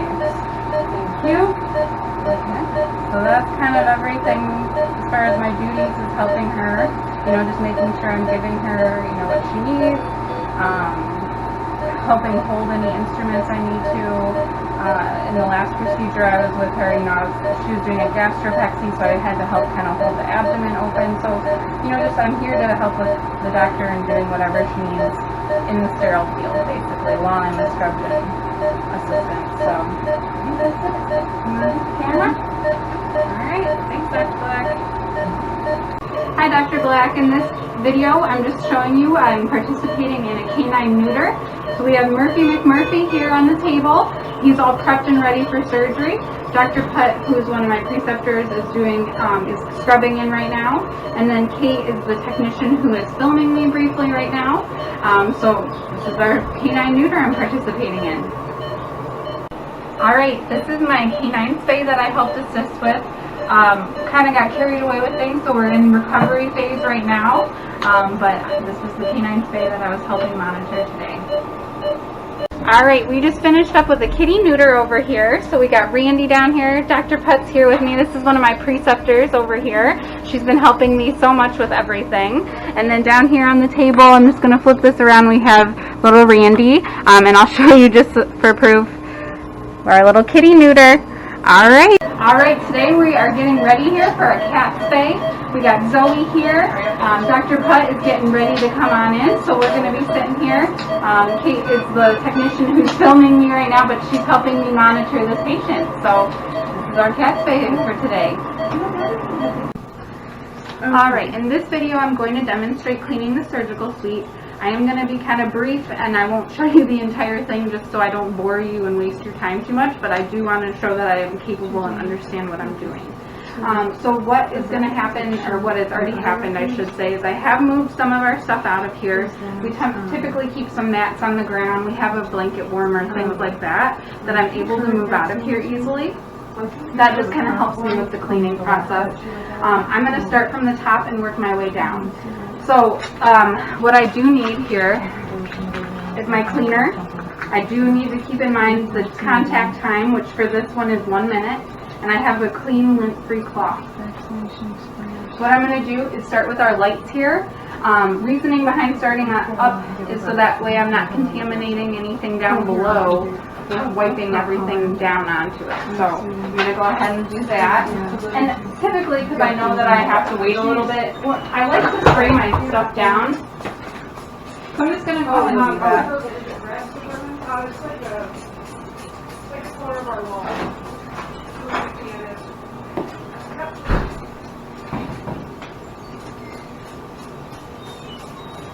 I don't like spraying our lights directly, so I do just spray that to kind of saturate this sponge here, or my wipe. Actually, let me just sprinkle it on here, just to make things move along here. Dusting.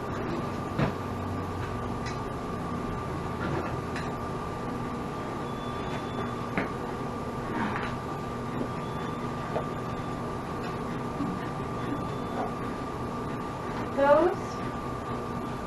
It's important to use a damp cloth and not a dry one, so I'm not kind of aerosolizing all of the dust that I'm stirring up here.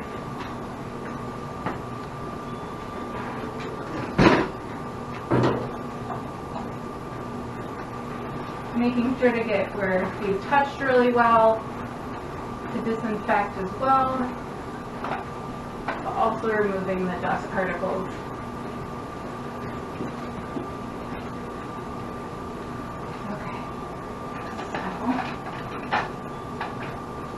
Next, I'm going to go ahead and kind of wipe down our machine over here, our anesthetic machine. I don't know if you're able to see. I'll bring it this way a little bit. Wiping down our handle. Kind of dusting, but disinfecting at the same time. Disconnect my oxygen as we are done with that for the day.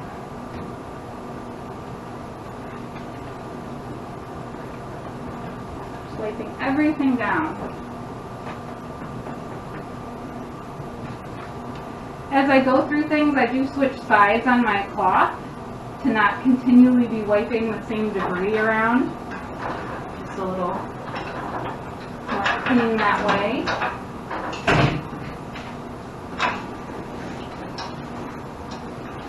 My mat. So I'm going to make sure that I'm wiping everything. It can get very dirty in surgery. In fact, there's blood all over the door, all over the floor. All things I need to make sure are nice and clean for the next time they're in here.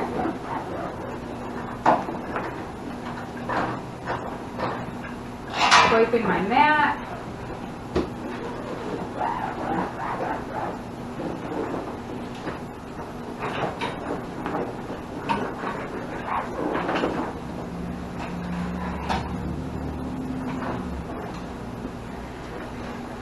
And then, like I said, I'm working my way down, so I'm not going to go directly to this yet. I'm going to come on over here, spray this down, spray my cupboards down,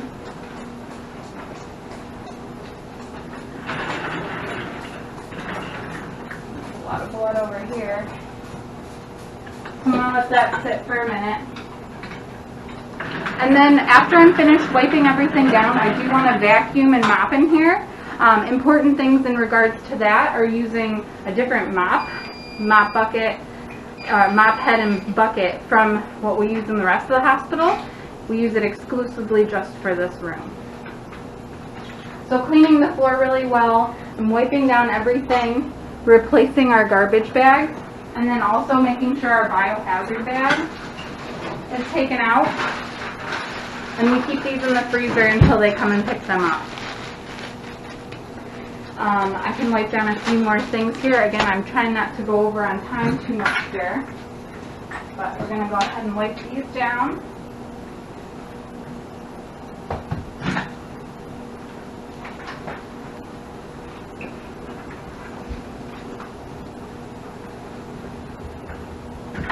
Wiping down my cupboards.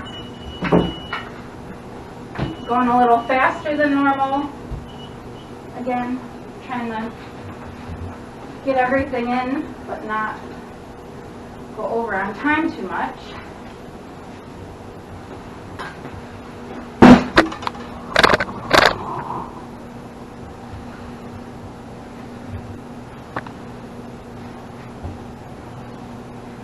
Okay, so making sure everything's nice and clean. I'll go ahead and kind of clean the base of our surgical table.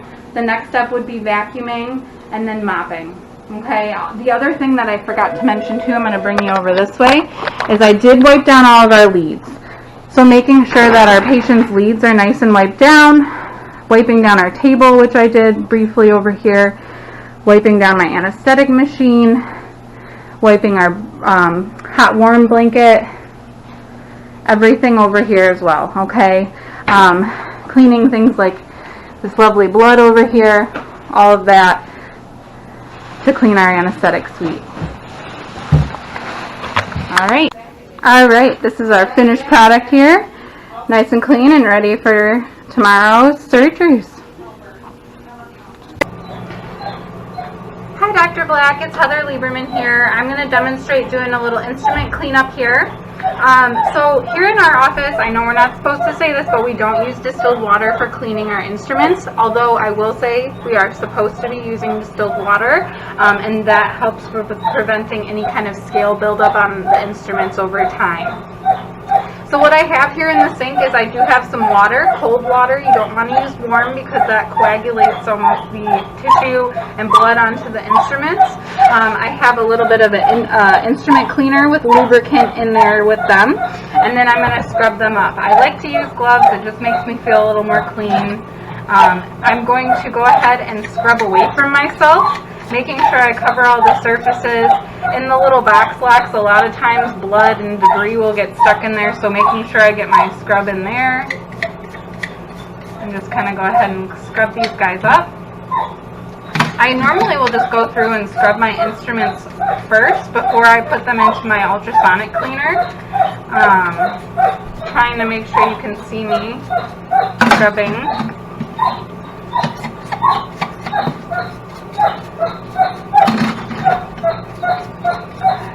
I'm trying to make this a little time savvy. I also find it very important to be cautious of sharp instruments, especially these towel clamps.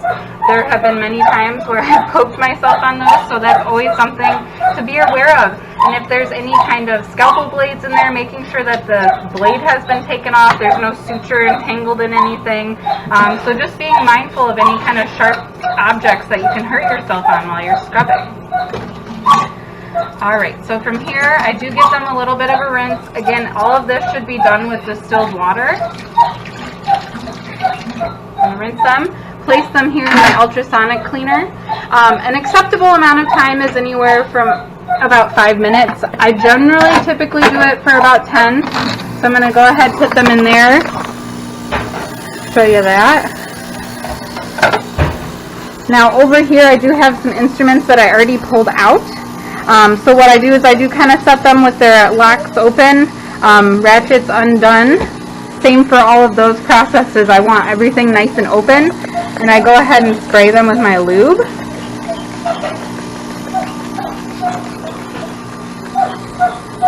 And so basically what I'm going to do is let that go ahead and sit, and then from there I will go ahead and wrap them. Alright, so we'll let these dry for a minute and I'll be back to show you pack wrapping. Okay, in this video I'm going to demonstrate wrapping a pack. So I have my spay pack here that I'm just finished drying all my instruments to. Sorry, there's a little hair here attached to one of them I'm working on. There we go.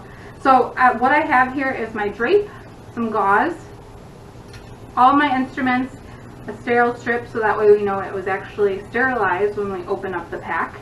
And so I'm going to just kind of set my instruments here.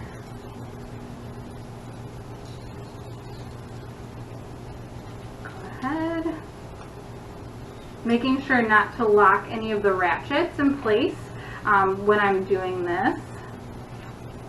Just kind of place that on top there so that way when the doctor opens it up they're able to grab the drape first. And then I'm going to go ahead and start kind of folding things in here. Taking this back corner here, making sure I'm kind of centered on here. Go ahead, bring it forward, and then I fold it back, making sure to keep things nice and tight. So I kind of fan fold this so that there's a little bit of a corner here, so when we're opening it we can grab at the corners. Again, making sure everything's nice and tucked in here, but not closing anything, but keeping things nice and tight and neat. So going ahead and folding my sides here, again the same way. Bringing them inwards.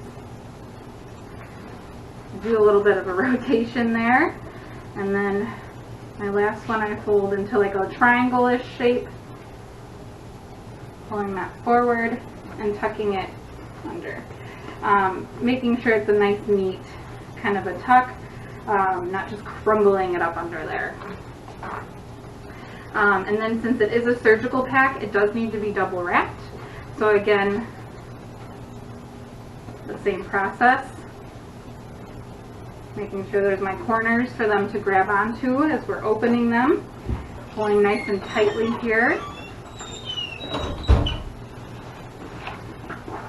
And then the last thing, which I'll grab in just a second here, is a little bit of tape, indicator tape.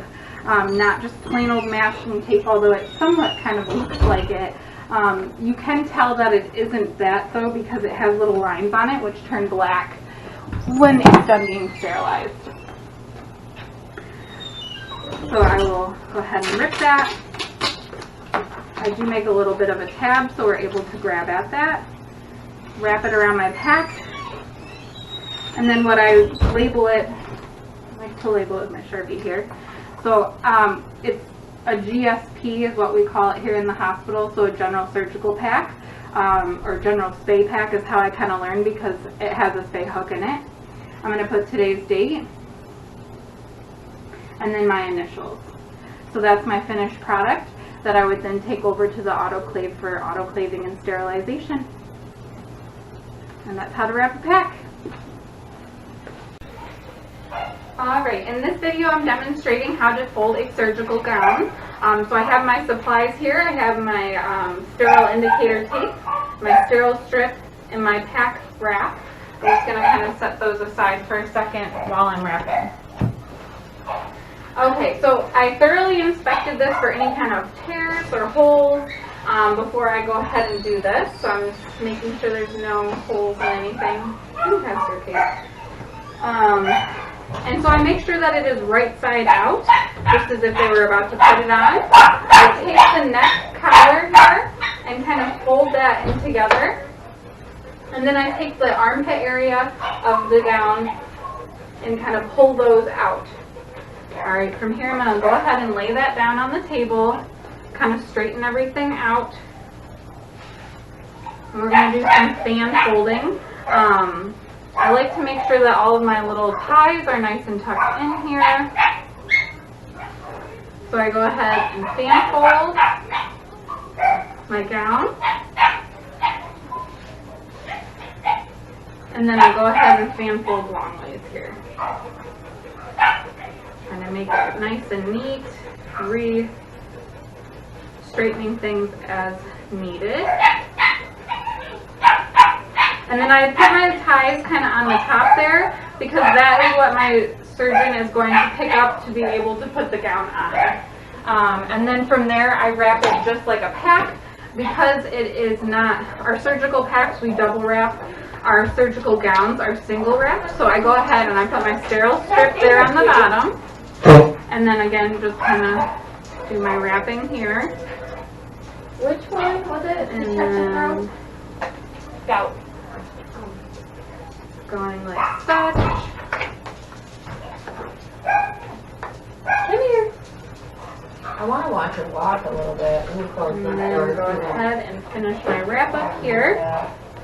And then my final step will just be applying my tape. Oh, you're doing the video. Sorry. No, you guys are fine. I'm almost done. Okay. I will write that it is a gown on here, the date, Is that the last? and then my initials. Right And it's there. ready to go to the autoclave. Come here.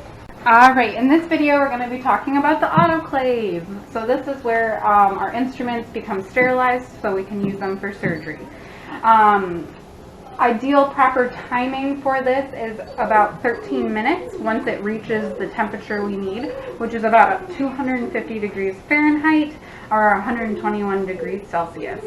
How this baby works is we fill it up with some distilled water up here. The machine fills up on the bottom and it pressurizes that water. So it doesn't all just bring it to a boil. The pressure increases the temperature beyond that. The pressure is around 15 to 27 psi, depending on the machine and everything. When you put your instruments in there, which I'm using sterilized instruments for demonstration purposes because I don't have any unsterile packs to show you currently. So what I'm going to do is I want to make sure that everything has proper flow because I want to make sure my steam is able to get between everything and properly sterilize my packs on every side of all my instruments. So up here I'm going to put these, and as long as they're loosely set on top of each other, we're okay. So I have a couple packs here that I'm going to go ahead and put in there as such. But again, we have some nice airflow in here for that steam to be able to cover everything.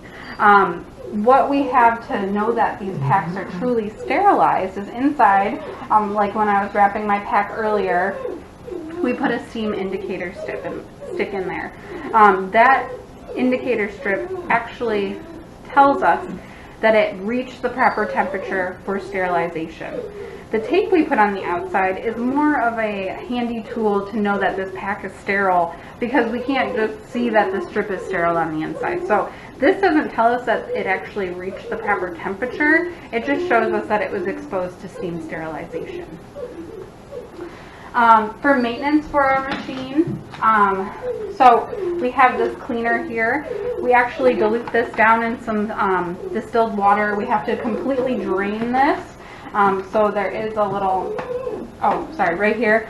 So we have recovery water, clean water reservoir. So we actually, and I'm not going to because it'll start draining, but this actually just is like a male adapter that plugs right into the machine. And then we drain our water out of there. We run a cleaning cycle through with this cleaner in our water, and that helps clean the machine. Really quickly too, I want to show you, because you don't want our packs pushed up against the side of the machine. So it's kind of cool, is this little chamber here actually prevents that from happening. We have like almost little guards there. So regular maintenance, these need to be done after every 20 cycles.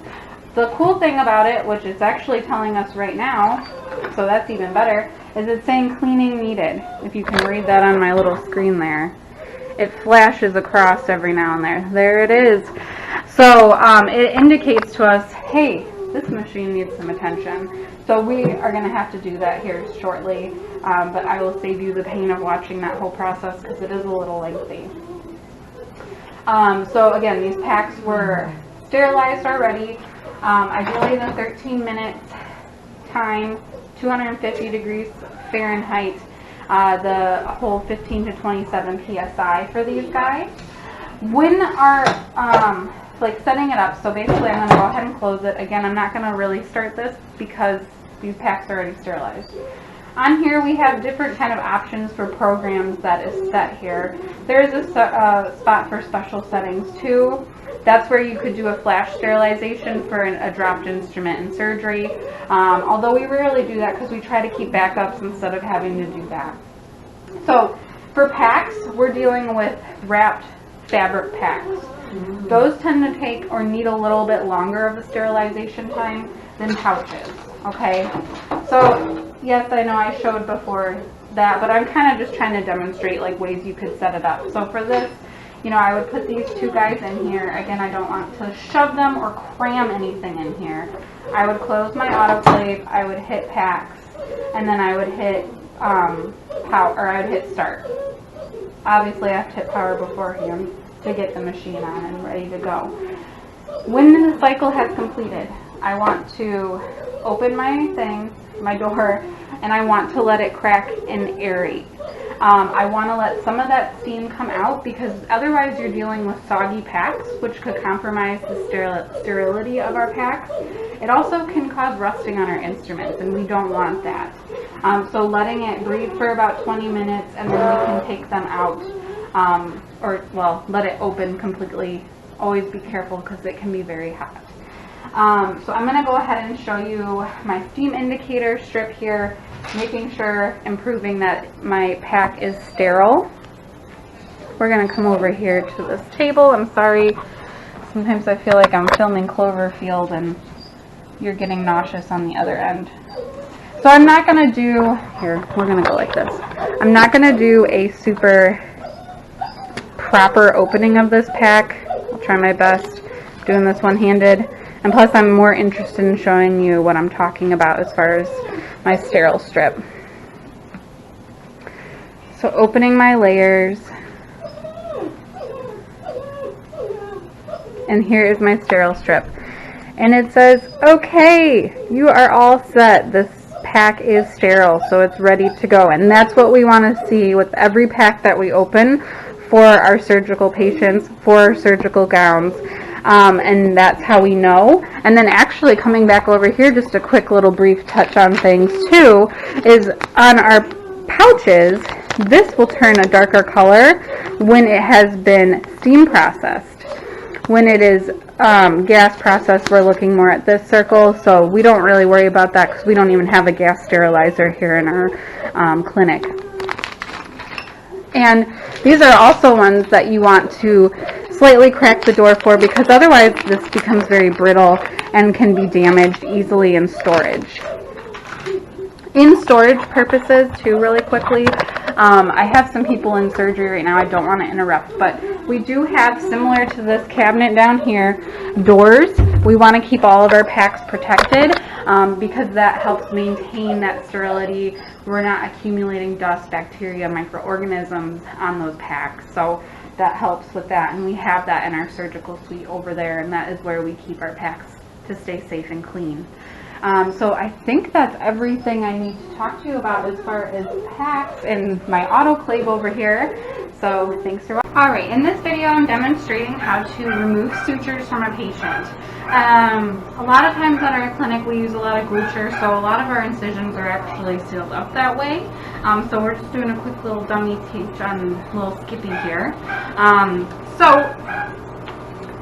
When you're going to do a suture removal, you want to make sure that it looks like it's actually ready to have the sutures removed. Ideally, we say somewhere between 10 and 14 days. What you would look for is any kind of swelling, or seeing where the incision is actually kind of peeling apart, sub-Q layer is exposed. Depending if it was like a spay, you could potentially even see the subcutaneous sutures under there. All of that would be cause for concern, and especially warrant that those sutures need to stay in potentially. There can also be things like suture reactions, where you would see little bumps around where the suture comes in or out from the skin. But in that case, we would actually be okay with removing those sutures because the body is reacting to that suture material. What we do is we have our little ties here. And what we'll do is we'll kind of pull on those. And then on each side, we'll only trim one side. Our little suture scissors have a nice little hook there, which we're going to hook under that and just trim one side, and it comes right undone. So with that, you know, making sure we're not cutting our patient, but it has a nice little hook where you can hook it under there. And then most of the time our surgeons will leave a nice little tag where we're able to hold on to help remove our sutures. So that is a suture removal, and that kind of makes our video a wrap here. So thank you for watching, Dr. Black. I'm sorry if we bored the crap out of you. I appreciate your time, and have a great rest of your day. Bye.